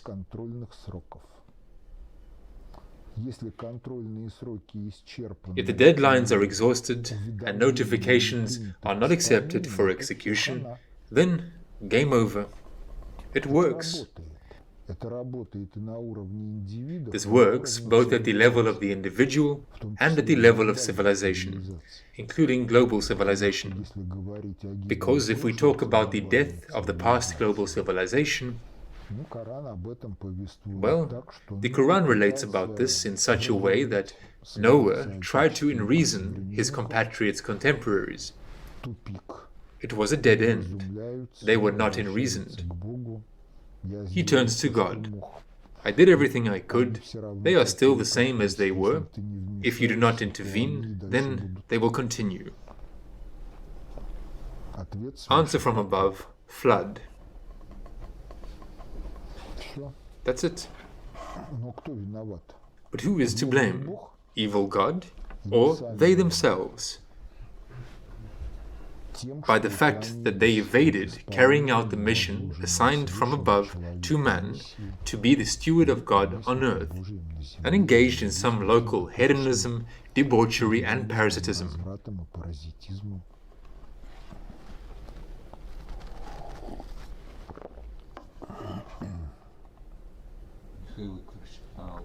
But in continuation of the theme of the Russian world, what you said is that our society does not accept the ideas of fascism somewhere at some other levels.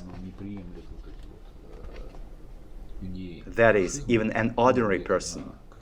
And why was it so easy in Ukraine to introduce it there? Was there some kind of fertile soil, some kind of specifics?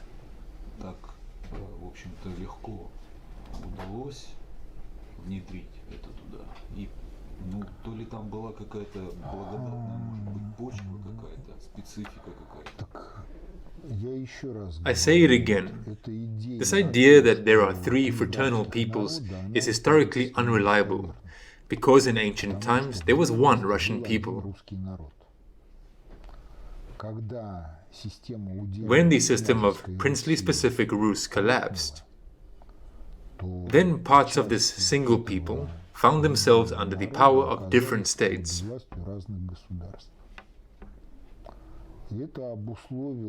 And this, in the historical development, conditioned a certain cultural peculiarity of the Belarusians, who found themselves under the power of Lithuania and Poland. Belarus returned to the Russian world only in 1796, when the Third Partition of Poland took place. Before that, Belarus was in fact a colony of Poland. In Ukraine, ethnogenesis began in general in the 15th century. And people who were initially alien to the Russian world merged there. Because if we talk about Banderites, then Banderites, this is a mirror to the Poles for what they did there, while Ukraine was in fact a colony of Poland. After all, it's somehow not customary to talk about this, but the Poles themselves pushed Bogdan Khmelnytsky to become an adherent of Moscow.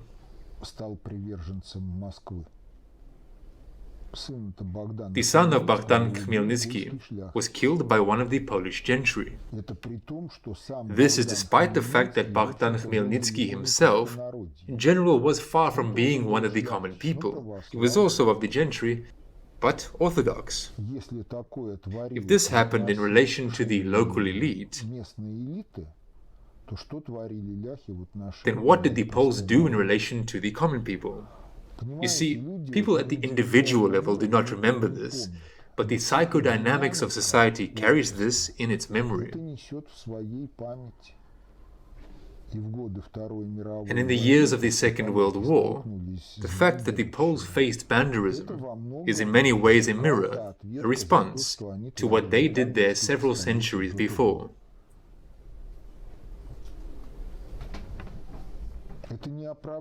This is not an excuse for Banderism, but this is just a statement of fact.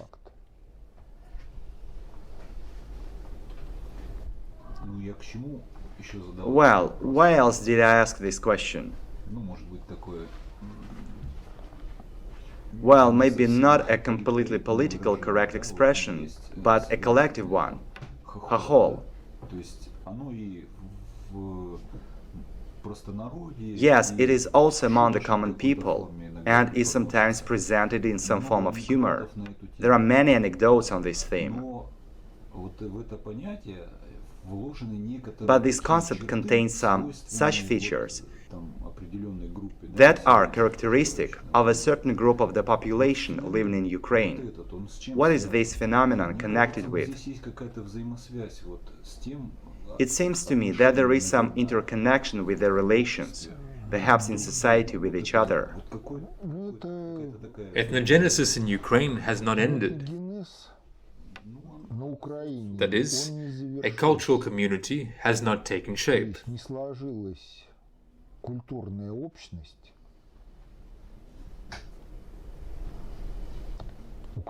Ukraine is still a multinational society.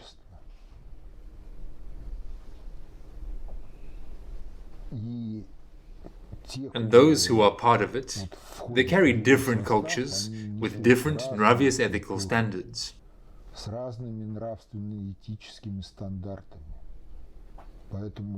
Therefore, it itself, even if Ukraine spanned the whole globe, then there would still be squabbles. Because one of the anecdotes says that where there is one Ukrainian, there are 3 hetmans and not a single plowman.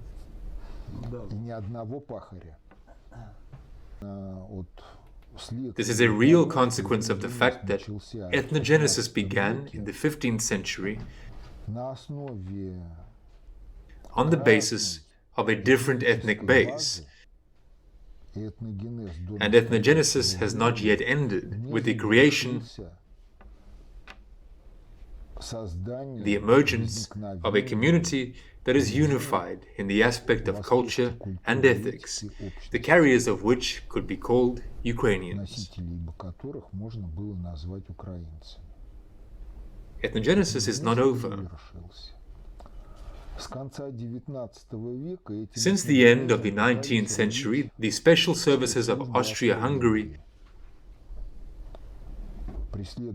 have tried to steer this ethnogenesis, pursuing their anti-Russian objectives. After 1917, Trotskyists tried to steer this ethnogenesis,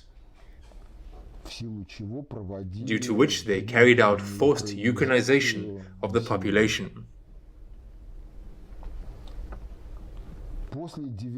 After 1991, and in fact somewhere from the mid-50s, the CIA tried to steer the ethnogenesis. And so they steered to the point of February the 24th of this year. But, all the same, you see, ethnogenesis is such a thing that it cannot be stopped. In order to stop it, you need to fall into Nazism, clear the territory so that there is no one there at all. Which is what the British did in Australia, in New Guinea, on the territory of the United States and Canada.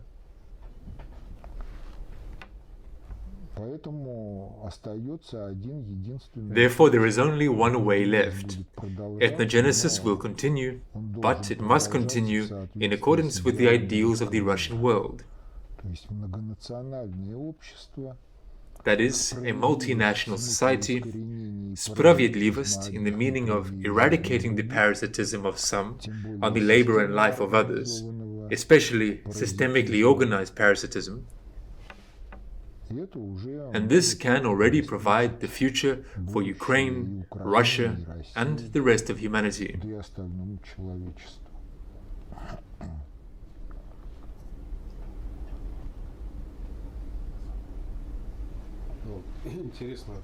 An interesting phenomenon,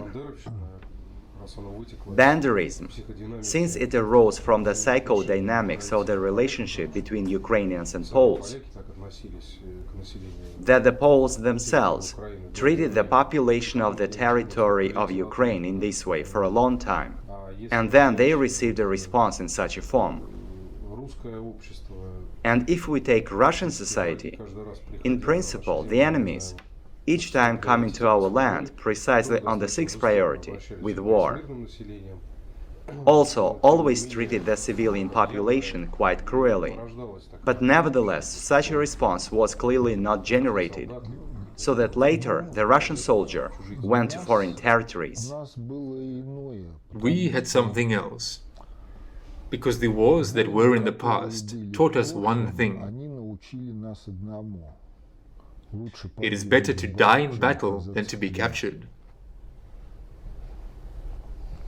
This is one side of the question. The second side of the question, it consists in the fact that if we analyze the epic, not necessarily of Russian-speaking peoples, but of peoples who have joined the Russian world, then there are no bogatirs who would draw a sword for the sake of wealth,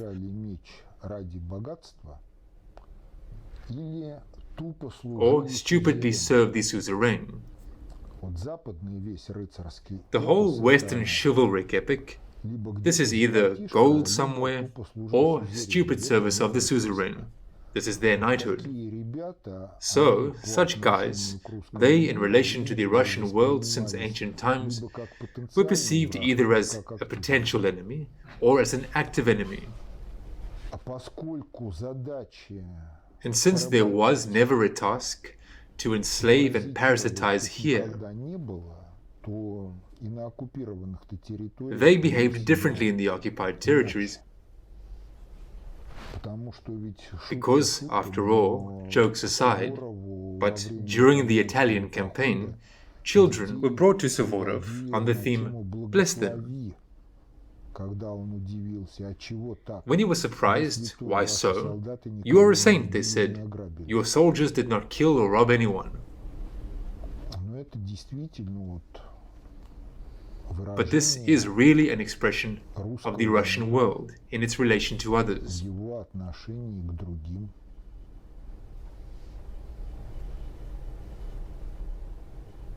moreover the multinational Russian world.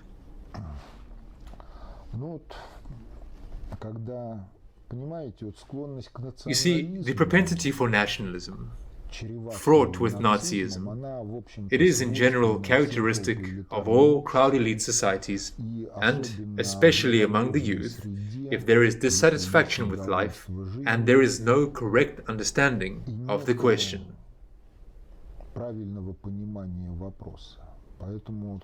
Therefore, when there are adherents of cool Russianness based on the purity of Russian blood,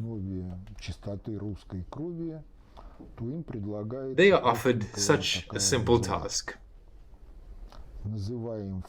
We name the surnames of people and cross out from our world everything that they created.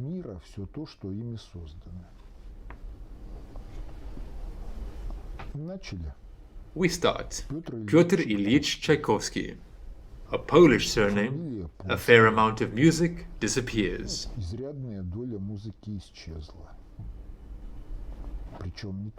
And not only his, but also of his students. Someone might say, oh well, music. Konstantin Edvardovich Tsiolkovsky, cosmonautics theorist. Cosmonautics in the form in which it is, it does not exist.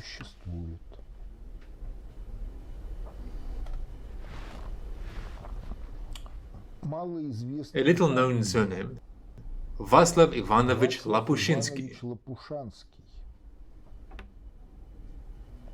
No one knows him. The creator of two epoch-making steam locomotives, OV-324, aka Oviechka, which pulled armored trains in the First World War, in the Civil War, and in the Great Patriotic War, and the air class, on which they left the devastation of the Civil War, drove all the first 5-year plans, the Great Patriotic War, and the restoration of the national economy. Because those large steam locomotives of the FD type, these are only for a few railroads, where there are good track facilities. And where there are just any rails, there is the air class, with its 15 tons per axle, and the ability to live and work almost in an open field, without service at the depot for months.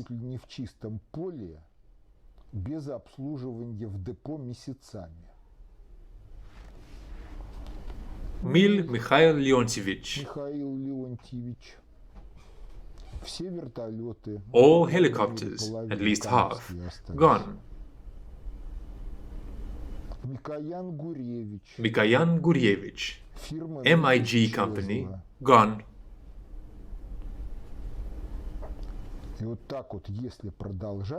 So, if you continue, then there will be almost a desert left. And all this is because the Russian world is really multinational. A person of any national origin, if he accepts the nravious ethical standards of Spravedlivosť of the Russian world, he finds a place for himself and a field of activity here.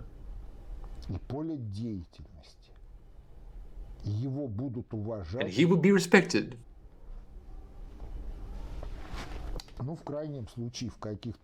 Well, in extreme cases, some jokes. They will make fun of the peculiarities of his national culture, but it won't hurt.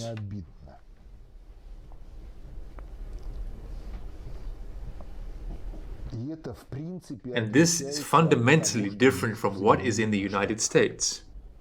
Because the conception of the United States as a melting pot of nations, it exists, it works.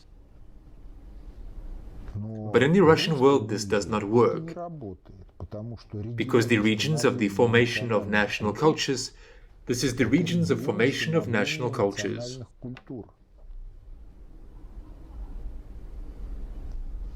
And in order for a person to take place as a great figure in the Russian world, he has to grow up in his own homeland. In relation simply to the past, Stalin, a Russian of Georgian origin. And if not for his life in Georgia, if not for communication with the rest of the Russian world, there would be no Stalin as a political figure.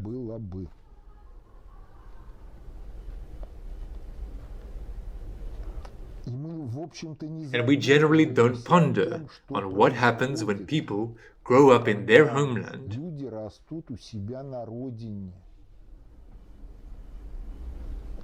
when they are shaped by their native national culture, which interacts with the all-Russian culture. If this sui essential emotional component is removed, then Russia will disappear. There will be a version of the United States, that is, a madhouse in its purest form on the loose.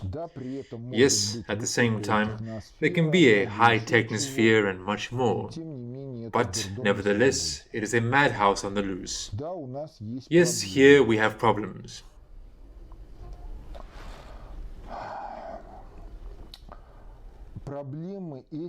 These problems are largely conditioned by the specific mission of Russia, which is not characteristic of other regional civilizations.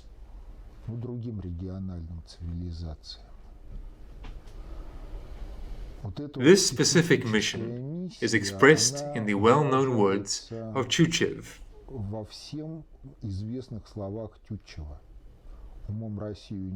Who would grasp Russia with the mind? For her no yardstick was created, her soul is of a special kind, by faith alone appreciated. What is behind these verses? Well, the first thing is that Tyutchev received a standard, very good European-type education. This education shaped his intellectual culture. Therefore, the yardstick, this is a metaphor for living standards that are typical for the European world.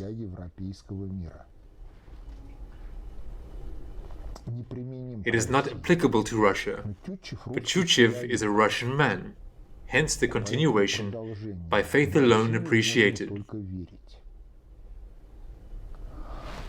Now let's look at history. The times after Ivan the Terrible, Russia begins to take shape as a multinational state,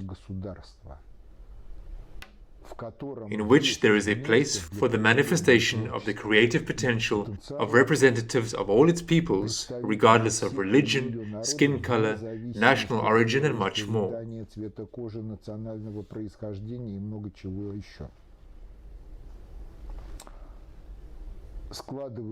A single economy, a single financial system, a single system of standards are being formed. This is all still pre-Petrine times. All this also successfully works within the framework of the Russian Empire further on. So, let's look at the European Union now. An attempt to build a common economy based on the euro, weak. Multiculturalism. Indigenous peoples are fed up with it and are ready to solve the problem through a concentration camp. That is, Europe, if we leave out the technosphere, the European Union is now trying to solve those tasks that were solved in the Russian world several centuries ago.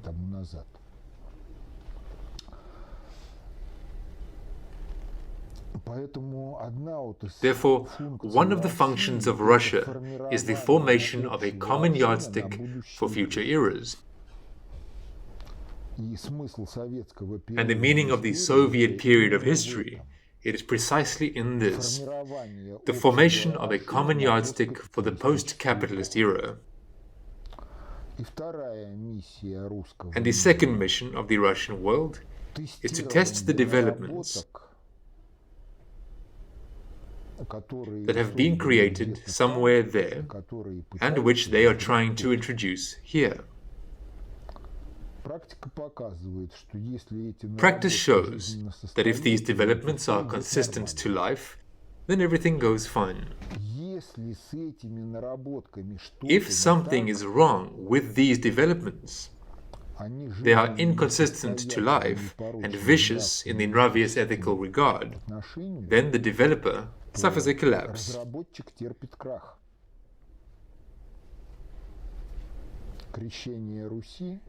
The baptism of Rus and Byzantium,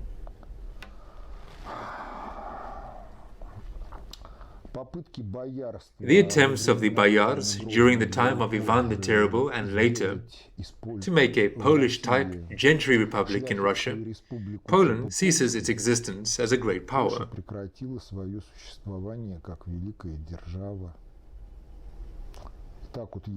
And so, if we look, then the attempts to introduce liberalism into Russia, they do not bring anything good to the liberal world. Why? Because there is psychodynamics. Psychodynamics is global in the given case, it will work itself. Well, in general, if these two missions of Russia are understood, then the aggressors should think. Should aggression be carried out, or is it better to immediately surrender?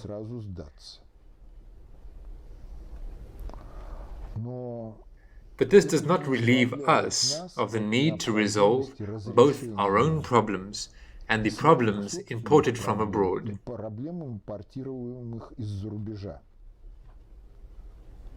The problems imported from abroad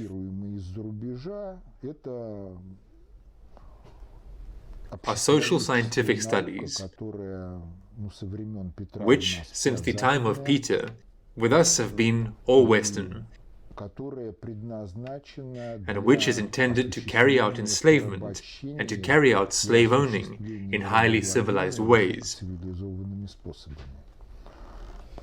Because Goethe was right, that the worst slavery is when the slaves are convinced that they are free.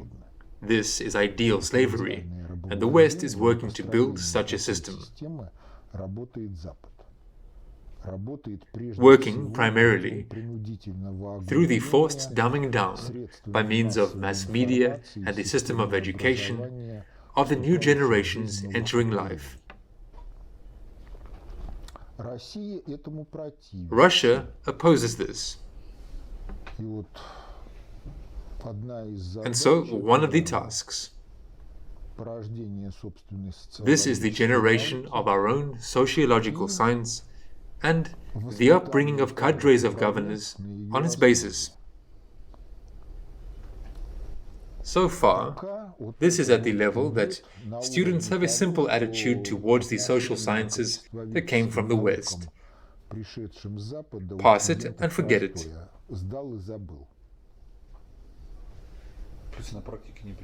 In practice, this is not applicable.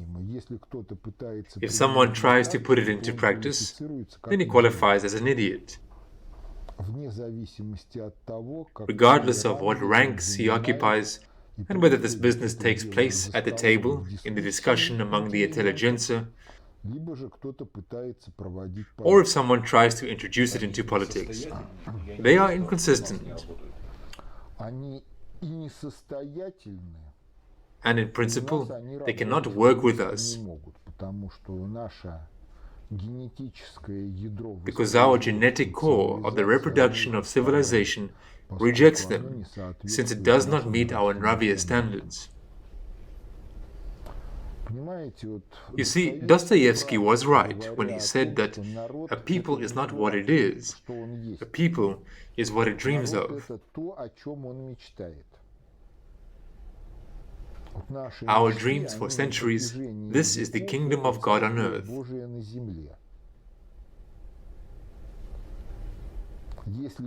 If this is not the case, and the politics works not for this, then people spit on this politics, do not give a fig for it.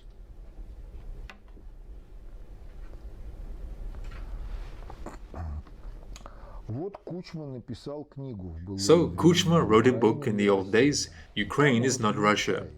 There he notes that apparently when he was the director of the Yuzhmash, he noticed that Russians work worse than Ukrainians, even when they know how to do something.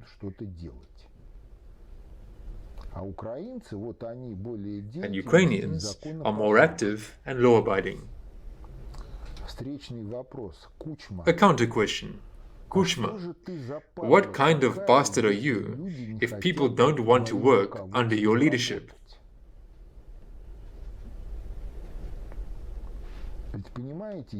You see, there is another example.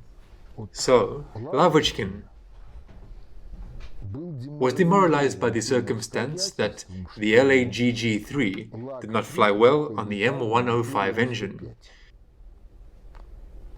And there was talk that the LAGG-3 would be discontinued. But there was an M82 engine, completely different, air-cooled, but more powerful and heavier, which in general did not fit into the aerodynamics of the LAGG-3. Lavochkin dropped his hands, but there were people in his collective who were on fire with the idea of putting the M82 in the LAGG-3. They stuck it in, and they got the LA5. In many ways, the LA5 turned out well without the participation of Lavochkin, because at the initial stage he simply gave the permission to take one glider from the assembly line, and that a few people would think about how to shove the M82 engine into it. And when these few people had already succeeded, then all the forces of the design bureau were already thrown into fine-tuning this aircraft. That is, people were not urged, people wanted to work. You can say it was the war, but you know, while there was no production of the LA5, the plant was subordinate to Yakovlev, Yak fighters, for 2 months.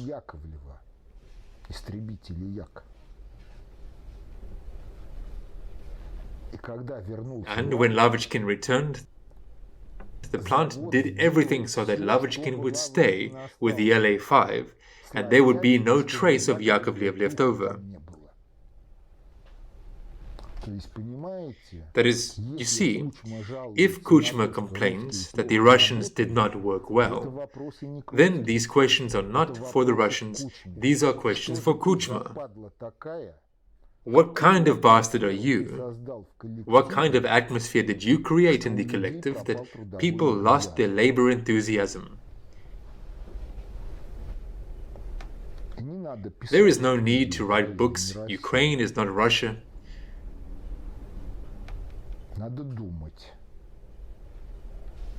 There is a need to think about the fate of Ukraine, both in world history and in the history of the Russian world.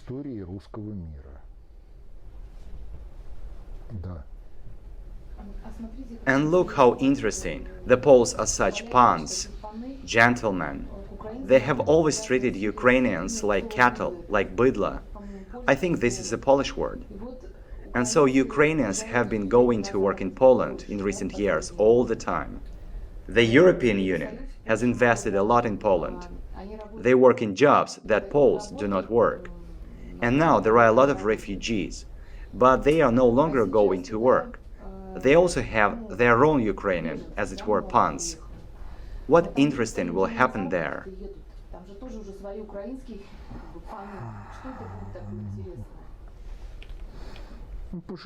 We will wait and see.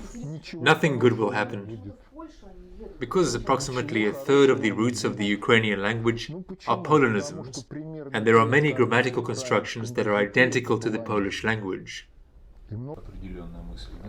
But there is an opinion of one political strategist that the main population of Ukraine, which is processed with the help of these political technologies, and where a certain idea is introduced, from what is happening there now, in general the ideas of nationalism, Ukraine über alles, and so on.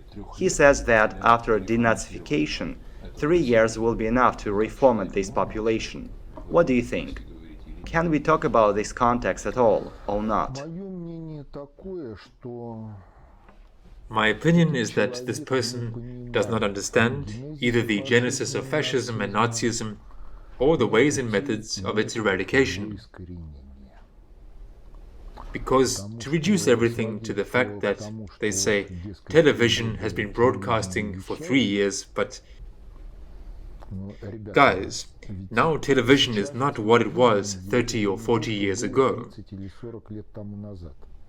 Практически все, что вещает в Almost everything that television broadcasts is on the internet. Украине, оно не востребовано. In Ukraine, everything that Russian television broadcasts, it is not in demand. Да, изменится Yes, сетка the вещания, broadcasting grid will изменится change, программа, the programs will change, но для того, чтобы осуществить but in order to carry out the денацификацию denazification of Украины, Ukraine, проблемы it is русского necessary to solve the problems of the Russian world, чтобы без лишних слов so that, without further ado, увидел a person simply sees that a car made in Russia is better than a Mercedes, что произведенный в России самолет лучше that a plane made in Russia is better than a Boeing, that Russian legislation ensures России. faster performance speed of business and a higher reliable solution to the problems of the individual and the Более family. высокое и надежное решение проблем индивида и семьи. А у нас чего? And what do we have? If, for example, someone managed to even be Russian-speaking русскоязычным даже и жить где-нибудь and live somewhere in the former Soviet republics, and he wanted to return to Russia and obtain Russian citizenship, получить российское гражданство, даже будучи even being a Russian person in his spirit, русским человеком, then ask how much it will cost, in addition to official state duties. помимо официальных госпошлин.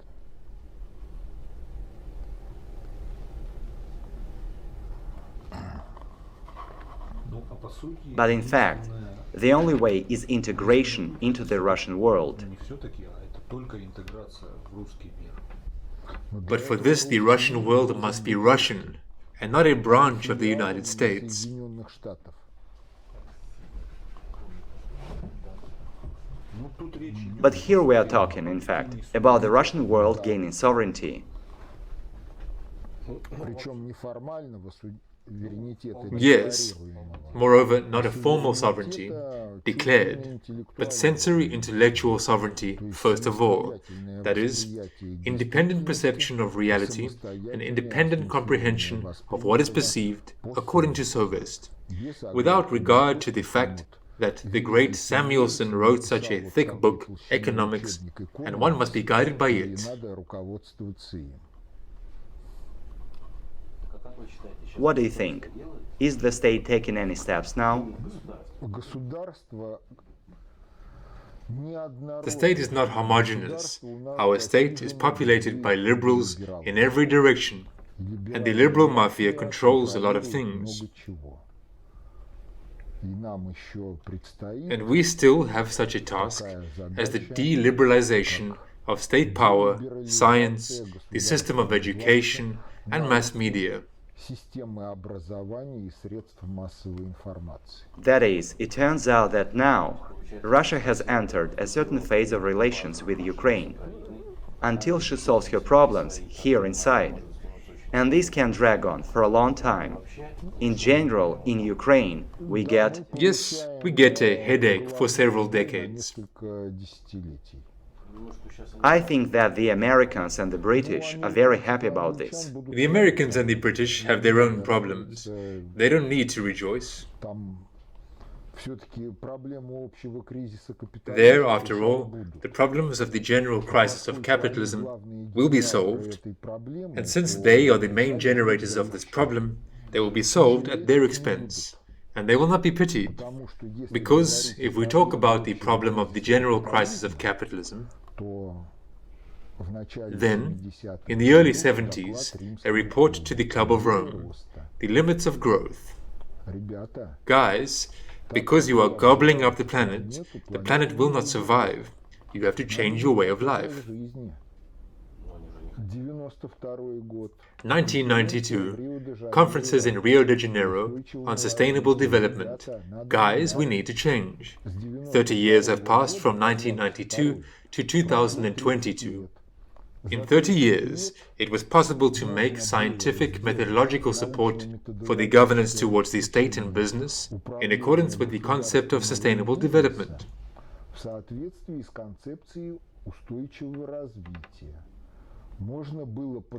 It was possible to train cadres for governance.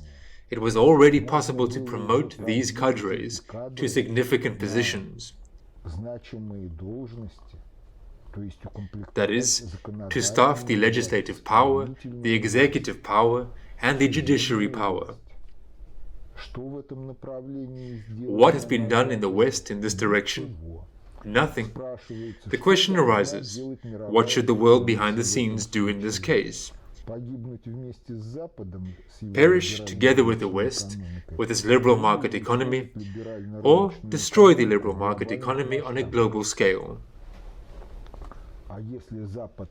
And if the West cannot detune from this, then the West will have big problems in the form of the collapse of the way of life to which they are accustomed.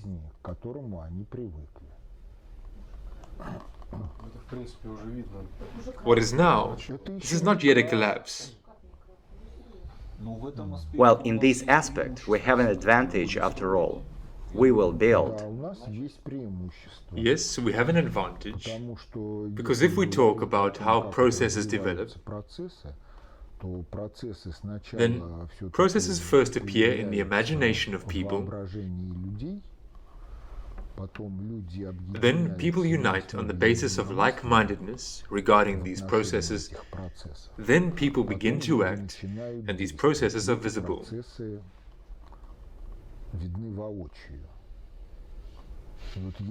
Now, if we correlate with this sequence of stages, then we have passed the first stage. We have been drawn into the second stage of unification of like-minded people, and the West has not yet begun the first stage. It has not started.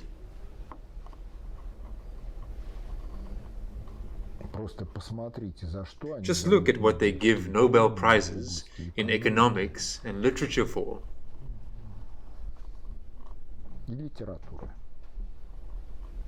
Because literature is also exemplary in this respect, since many socially and politically significant ideas are first expressed in the form of fiction by writers-thinkers.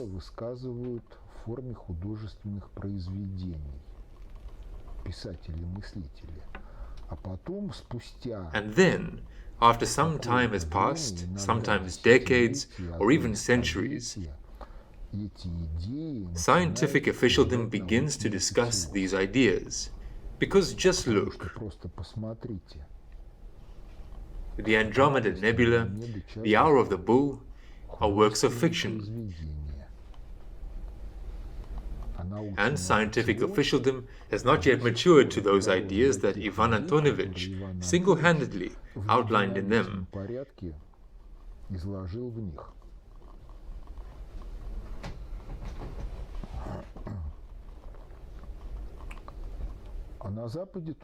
And in the West, it is the same, only worse, because of the commercial character of artistic creativity. Art has been supplanted by show business, which is a completely different theme.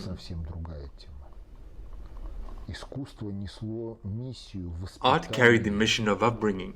Show business does not carry the mission of upbringing. Show business has a mission of satisfaction of hedonism.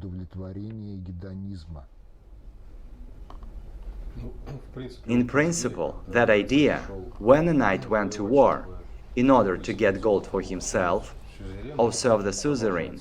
It continues further even now. Someone wants to rob a bank, someone wants to steal something.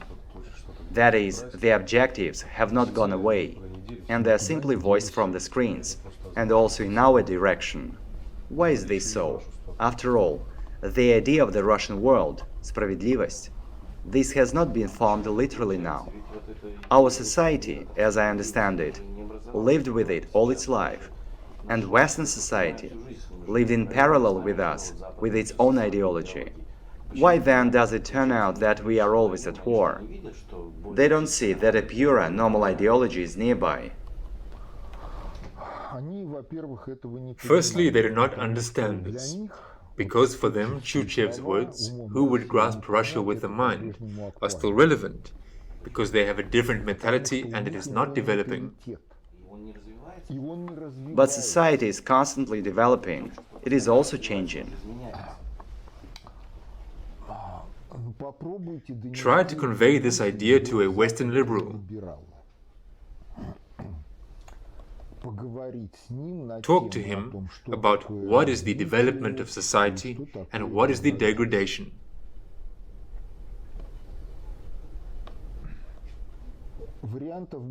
There will be two variants. Either he decides that you are a psycho, an intellectually handicapped schizophrenic, or he decides that you are a genius and he is a non-entity and cannot do anything about it and master the ideas you offer.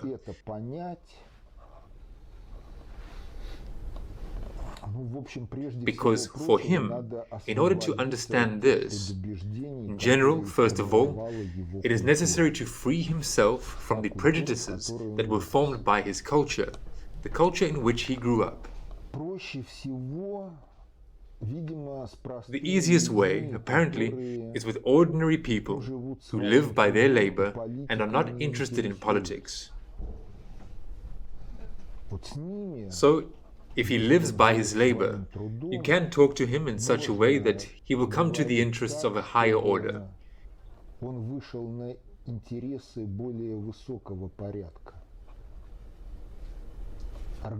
The organization of the life of society, the organization of the life of a global civilization, what and how.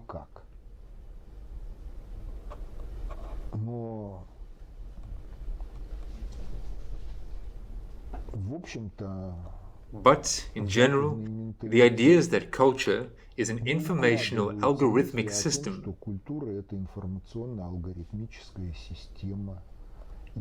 and accordingly, culture can be considered and treated in two ways: as an instrument of governance towards the life of society, and as an object of programming for the solution of certain tasks.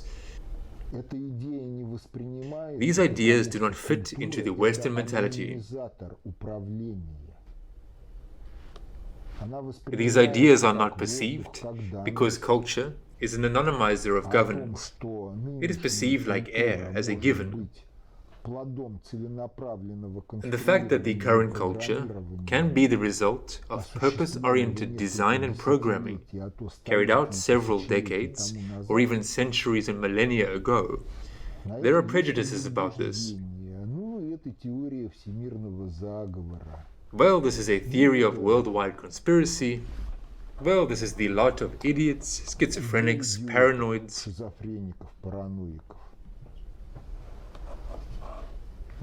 But, as another anecdote goes, just because you're paranoid doesn't mean they aren't after you.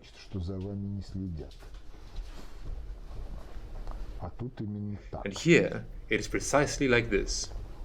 And why then? Look, the Balts, you said that in the 40s. I know the Finns also moved here to the Soviet Union. There was a lower standard of living. Work was provided here. There were some social guarantees. Compared with what was in the Baltics, they really joined here. Then it turned out that we lived together with them. And moreover, the Balts, as it were, are not completely alien to us in terms of mentality. That is, the same Lithuanians to us. They are also Slavs, like Russians. That is, the way of thinking must be the same. Well, we had economic problems, social problems in the 90s. Why did they break away so abruptly after living with us? That is, among them were also Russians, and the population of the Baltic republics. They were Russians in their mentality.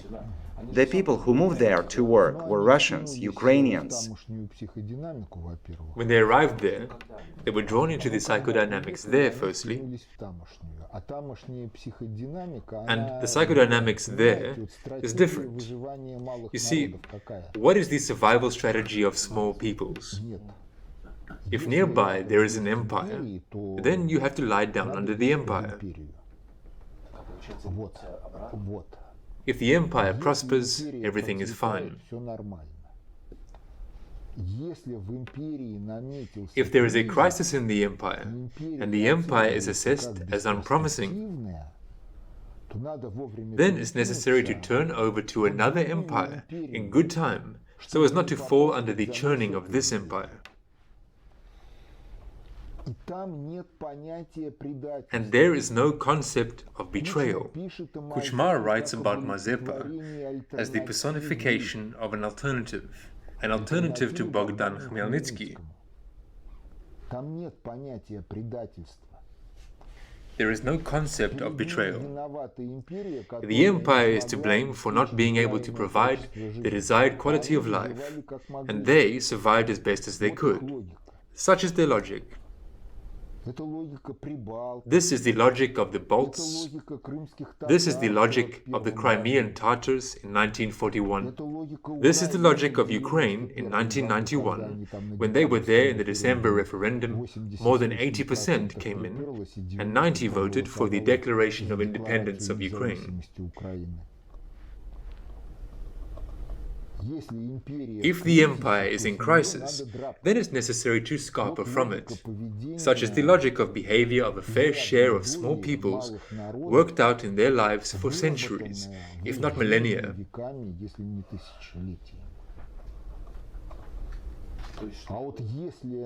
But if there is a sense of co-adherence, then it's necessary to solve the problems of the empire as our common home. But the term empire in this case is already becoming incorrect, because in the given case, after all, this is about the problems of the multinational Russian world as a regional civilization, and not as a Russian state. Because the state is not Russian, it is a multinational Russian world, which gave rise to some kind of statehood. And that it is multinational is expressed in the fact that the word Russian in grammatical form is not a noun, as all ethnonyms are.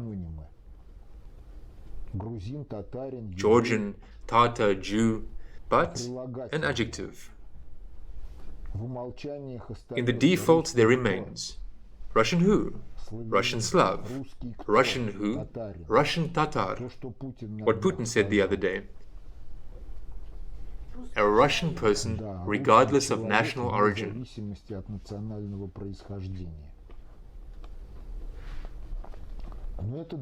But this is a different idea, and this idea does not fit into petty nationalist thinking.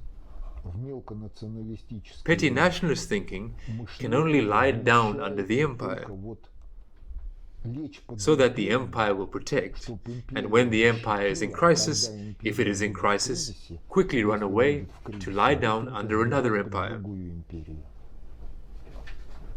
Betrayal is a matter of the date. According to Talleyrand, betrayal is foresight.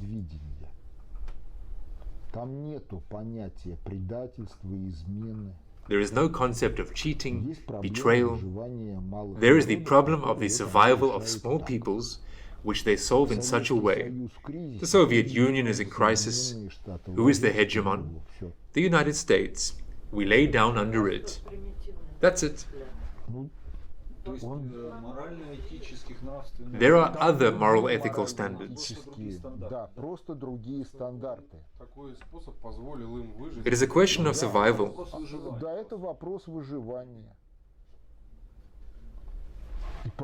And therefore, when Stalin spoke of nationalism, he characterized it with the epithet petit bourgeois. Why?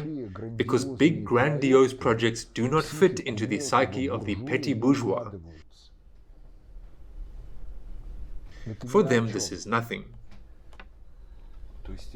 So it's invincible, ineradicable. It is not that it's ineradicable, but it requires development. It requires expanding the range of interests to global civilizational ones. When there is a global civilizational circle of interests, then there arises an understanding of problems of different levels, from global to personal. There arises an understanding of the interconnections. And if there is no such global civilizational level of interests, and everything comes down to the interests of three groups: personal, physiological or psychological hedonism, family every day, financial. That's it, guys. What is there to talk about? What global politics? What patriotism in a multinational state?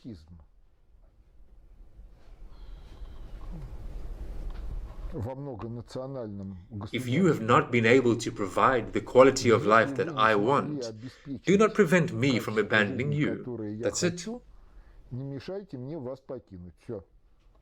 That is, they will never understand, it turns out. Until they get involved in the process of personal development, until they reach the level of understanding of global problems, they will survive, each for himself. In this example, can we recall Yugoslavia? Because it did not enter the Western way of life so sweetly. Or is this a coincidence? It is not a coincidence, and it didn't enter.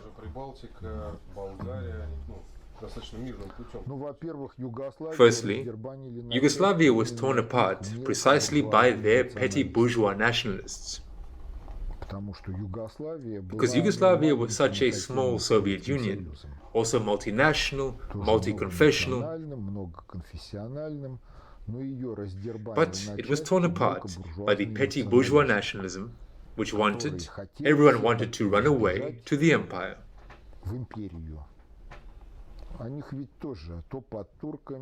After all, they are also now under the Turks, now with Russia, although there are no common borders.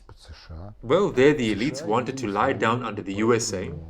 The USA had their views, therefore there was a NATO operation against Yugoslavia to help it disintegrate. A fair share of their elites are even now ready to lick the boots of the West for bombing Yugoslavia. What about the society itself of these small nations? That is, must it independently overcome this barrier, or use, for example, the help of a super system that encompasses it, that is, of an empire? In general, this is also possible, because if you look like this, then many Armenians are more patriots of Russia than the inhabitants of Russia. The reason is simple. They understand that there will be no Armenia if Russia collapses, and they, being patriots of Armenia, are patriots of Russia, because Armenian patriotism is inconsistent.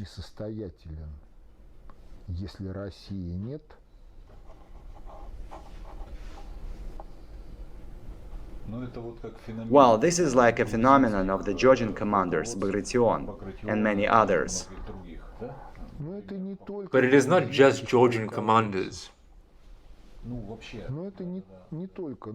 You see, after all, when the Russian world is being formed, there is a place in it for the application of the creative potential of everyone.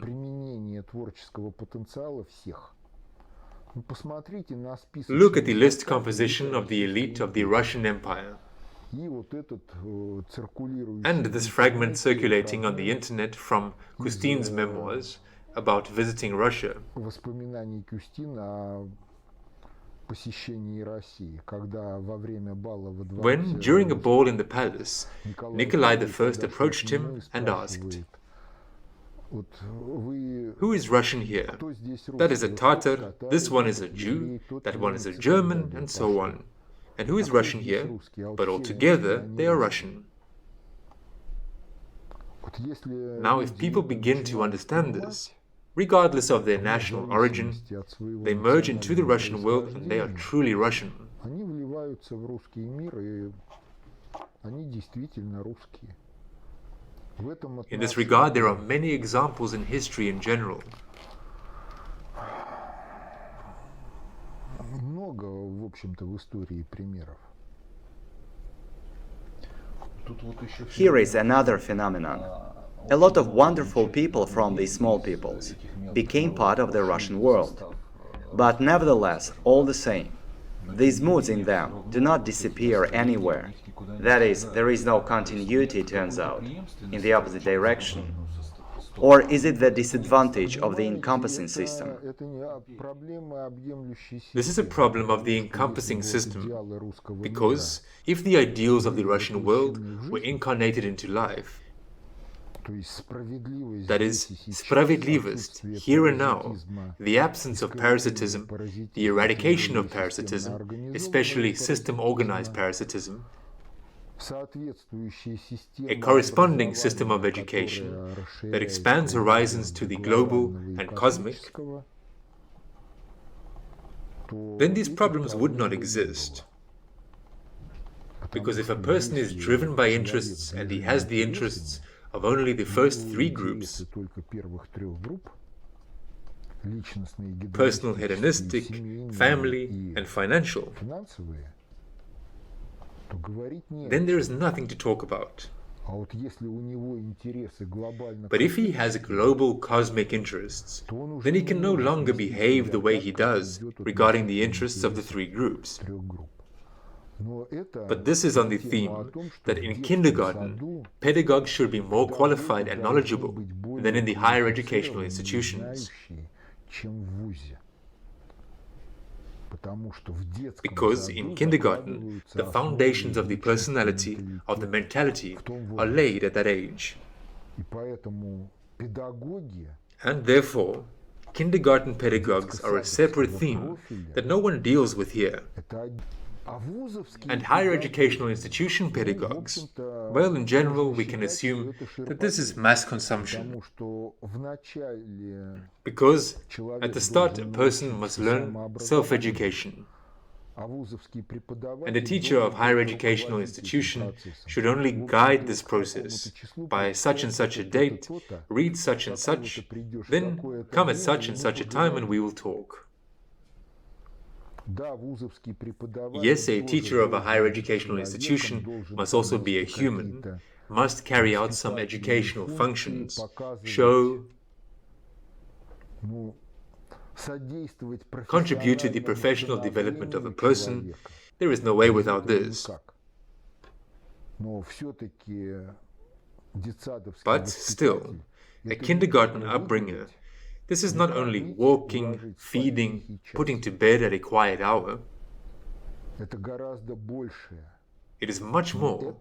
But now, it is not like this, because there is no understanding, there are no corresponding educational standards, there is no corresponding training profile in pedagogical higher educational institutions, and there is no salary that would make the work of a kindergarten upbringer not a forced niche where losers go,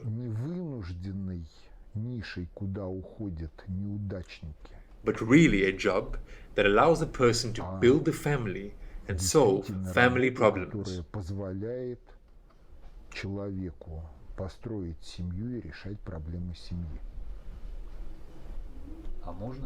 Can we talk here about the problem of inadequate to life philosophy in this respect?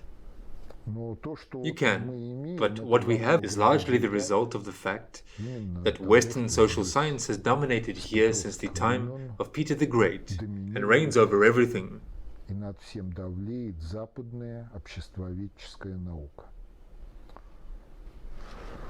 И поскольку умные люди And уходят since от intelligent него в people turn отрицание, away from it in aversion, то есть сдал и забыл, that is, то they pass it обществоведческая and forget наука it, современной then the России social это в science of modern большинстве Russia своем is, for the пустогрехи, most part, empty начетчики talkers, и графоманы, textualists, and graphomaniacs who do not которые know the не life of знают ни society, жизни do not know the общества, objective не laws, знают объективных закономерностей. Но они хорошо but начитанные, they are знают, well что read, писал Платон, they know what и Plato or pseudo-Plato wrote, что писал what Ленин, Hegel wrote about, what кто someone еще else чего wrote about писал. what.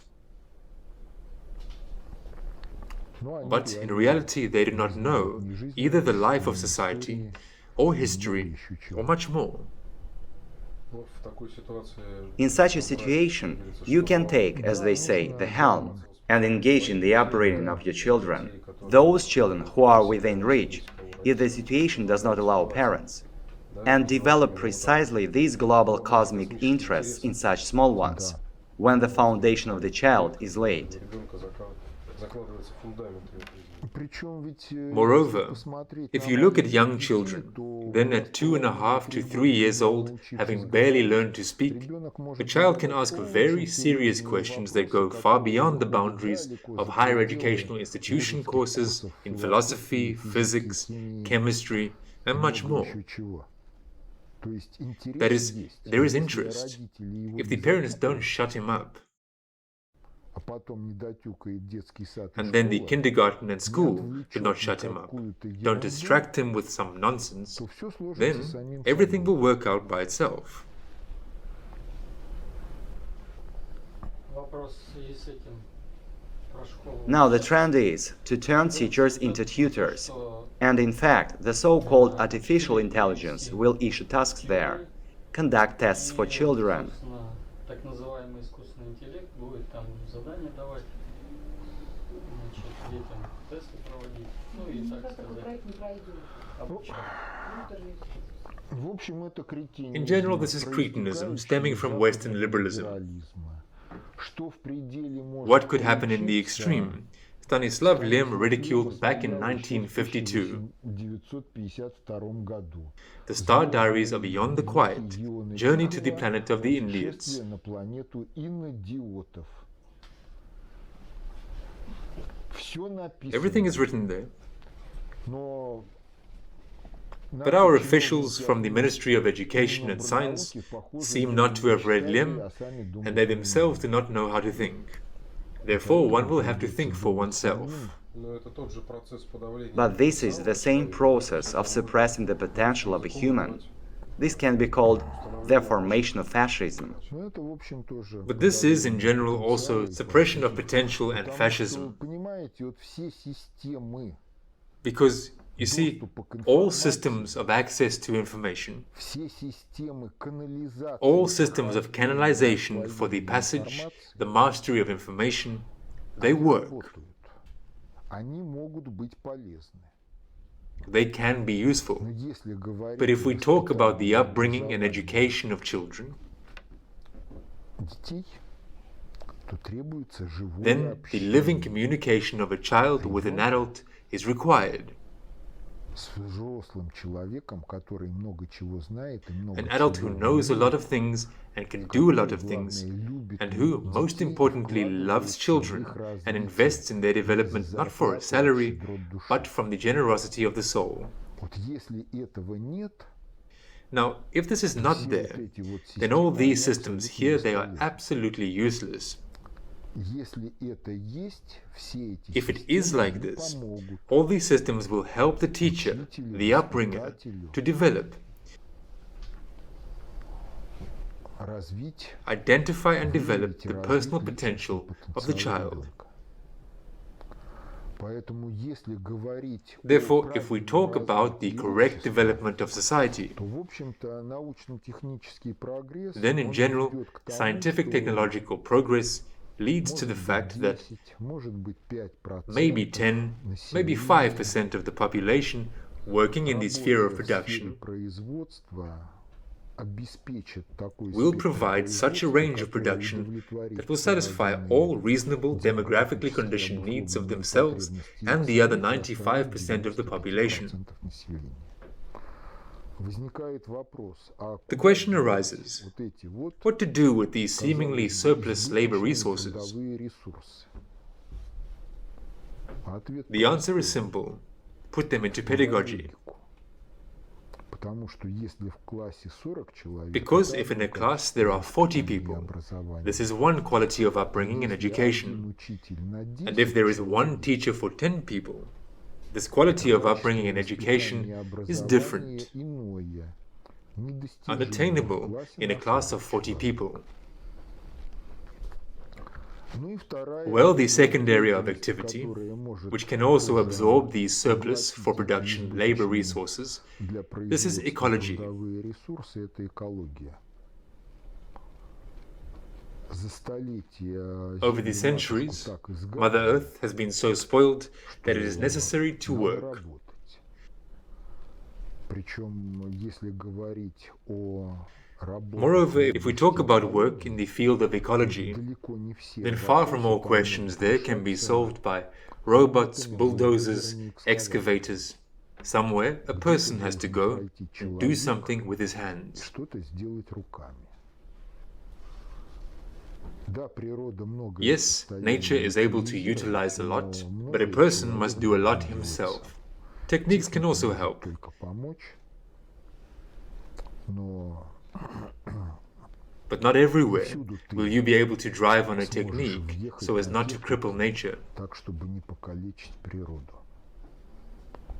Ну и интеллектуальная деятельность, да, где Ну а дальше Well, further, there are other дальше questions, там другие вопросы.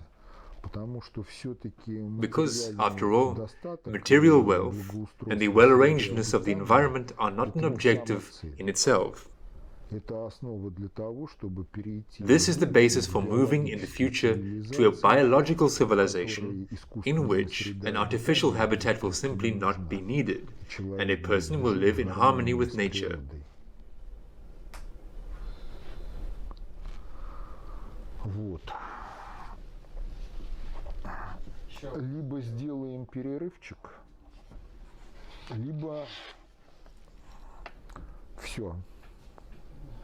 Ну, давайте последний вопрос. Also regarding the system of education. Firstly, how do you see the solution to this problem now, at least at such a systemic level, of digitalization of the so-called schools, in order to stop these tutors? And secondly, how do you assess the trend? Now, according to public organizations, more than 1 million children from 2020 will study in family education. Ну, во-первых, Well, first of all, the system of education in the form in which it was formed in the 90s and to the present is subversion in its purest form. это вредительство в чистом виде. Это система, как и на Западе, направленная на массовую This system, деградацию as in the подрастающего West, поколения. is aimed at the mass moralization of the younger Поэтому generations. то, что люди уходят и уводят своих детей на семейное образование, Therefore, the это fact that people leave and take their children away реакция into на family education дефективность is a natural reaction to the государственной defectiveness of the системы state образования. system of education. Но дальше возникают сложности, потому что семейное Further, образование there arise это, difficulties because family если оно education правильное, is, то if it is correct, then it is the involvement of the child вовлечение into the ребенка в process of процесс self-education. самообразования. Но для того, чтобы ребенок втянулся в процесс самообразования, But in order for the в child to школьном get возрасте, involved into the process of self-education должно at быть school заложено age, в возрасте something от must be 3 laid до at the 5 age лет. of 3 to 5 years. Если это не заложено, то If it is система not laid образования, down, любая then any system насилие of education психикой is violence against готовит his к psyche, самообразованию. which is not ready for self-education. Поэтому Therefore, family семейное education is such образование that there will inevitably be a separation. такое, что произойдет неизбежное разделение. Кто-то действительно получит Someone will really хорошее get a good образование education на основе based on self-education образования под under the контролем control of родителей parents and и involved привлекаемых pedagogues, педагогов, а кто-то не получит никакого and someone will not образования, receive any education although somehow he will receive a certificate that he studied. аттестат о том, что он учился. В целом это соответствует и As a whole, this also corresponds to such a variant of the Western conception, because for the higher-ups of the system, it doesn't matter who moralizes, the school or the family. Школа, либо семья. Переход, как вы видите. А переход And the transition is simple. простой. Те родители, которые понимают, должны проявлять активность. Those parents who understand should manifest activeness, including putting pressure on the psyche of officials. Владимир Филиппович Базарный, у него там на сайте есть, There is a lot on the website of Vladimir Filipovich в Bazarny, том числе и на тему о том, как подать судебный иск против including on the theme of how to товарищей, file a lawsuit against comrades from the system of education, которые гробят which здоровье ruins the health of детей. children. Но, понимаете, иск не возникнет сам But собой. you see, Кто-то the lawsuit из will not родителей arise by должен itself. написать заявление, One of the далее parents must write a прописывать statement его and further push it through the по authorities, инстанциям, не говоря уж о том, чтобы to say nothing довести до about bringing приговора. it to a verdict. Но родителям в большинстве своем But лень. parents, in their majority, are lazy. У них есть дела поважнее: пиво, телевизор. They have more important things to do. На природе Beer, под television, коньячок, kebabs очень in nature with хорошо. cognac are also very good. Поэтому все определяется не просто Therefore, активностью. everything is determined not simply by the activeness of society. В недовольстве Activeness властью in это dissatisfaction это with the разрушительно, authorities это Майдан is a в riot. Украине. It is destructive. А It is активность Maidan in должна Ukraine. по дееспособности превосходить But activeness should be superior in functional capability to the stupid bureaucrat official. Сталкиваясь с активностью, бюрократ должен Faced with четко activeness, знать, что a он bureaucrat идиот и must негодяй. clearly know that he is an idiot and a scoundrel, and this is already dangerous for him. Вот, в общем, и все. That in general is all. Because if we talk about social self-governance and the impact of social activeness on state power, then social activeness should be more competent than those officials and deputies with whom they deal. Потому что кастинг And the чиновников question, addressed to the official or to the deputy, are you a fool or do you harm on purpose? It should begin to sound in public discussions and in direct appeals. And the posing of such a question should be frightening, both for deputies and for officials. But this needs to be worked on. Этого достаточно. Если он может еще что-то Because the casting of officials and deputies under the power of liberalism is as follows. The minimum sufficient requirements from a deputy and an official, he must have enough memory and intellectual power in order not to forget the PIN code from the salary card. This is enough. If he can do anything more than that, then he is generally a genius. But if he does not remember the PIN code, then it is difficult to exploit and manipulate him. So that's all for today. Thank you, everyone. Спасибо всем.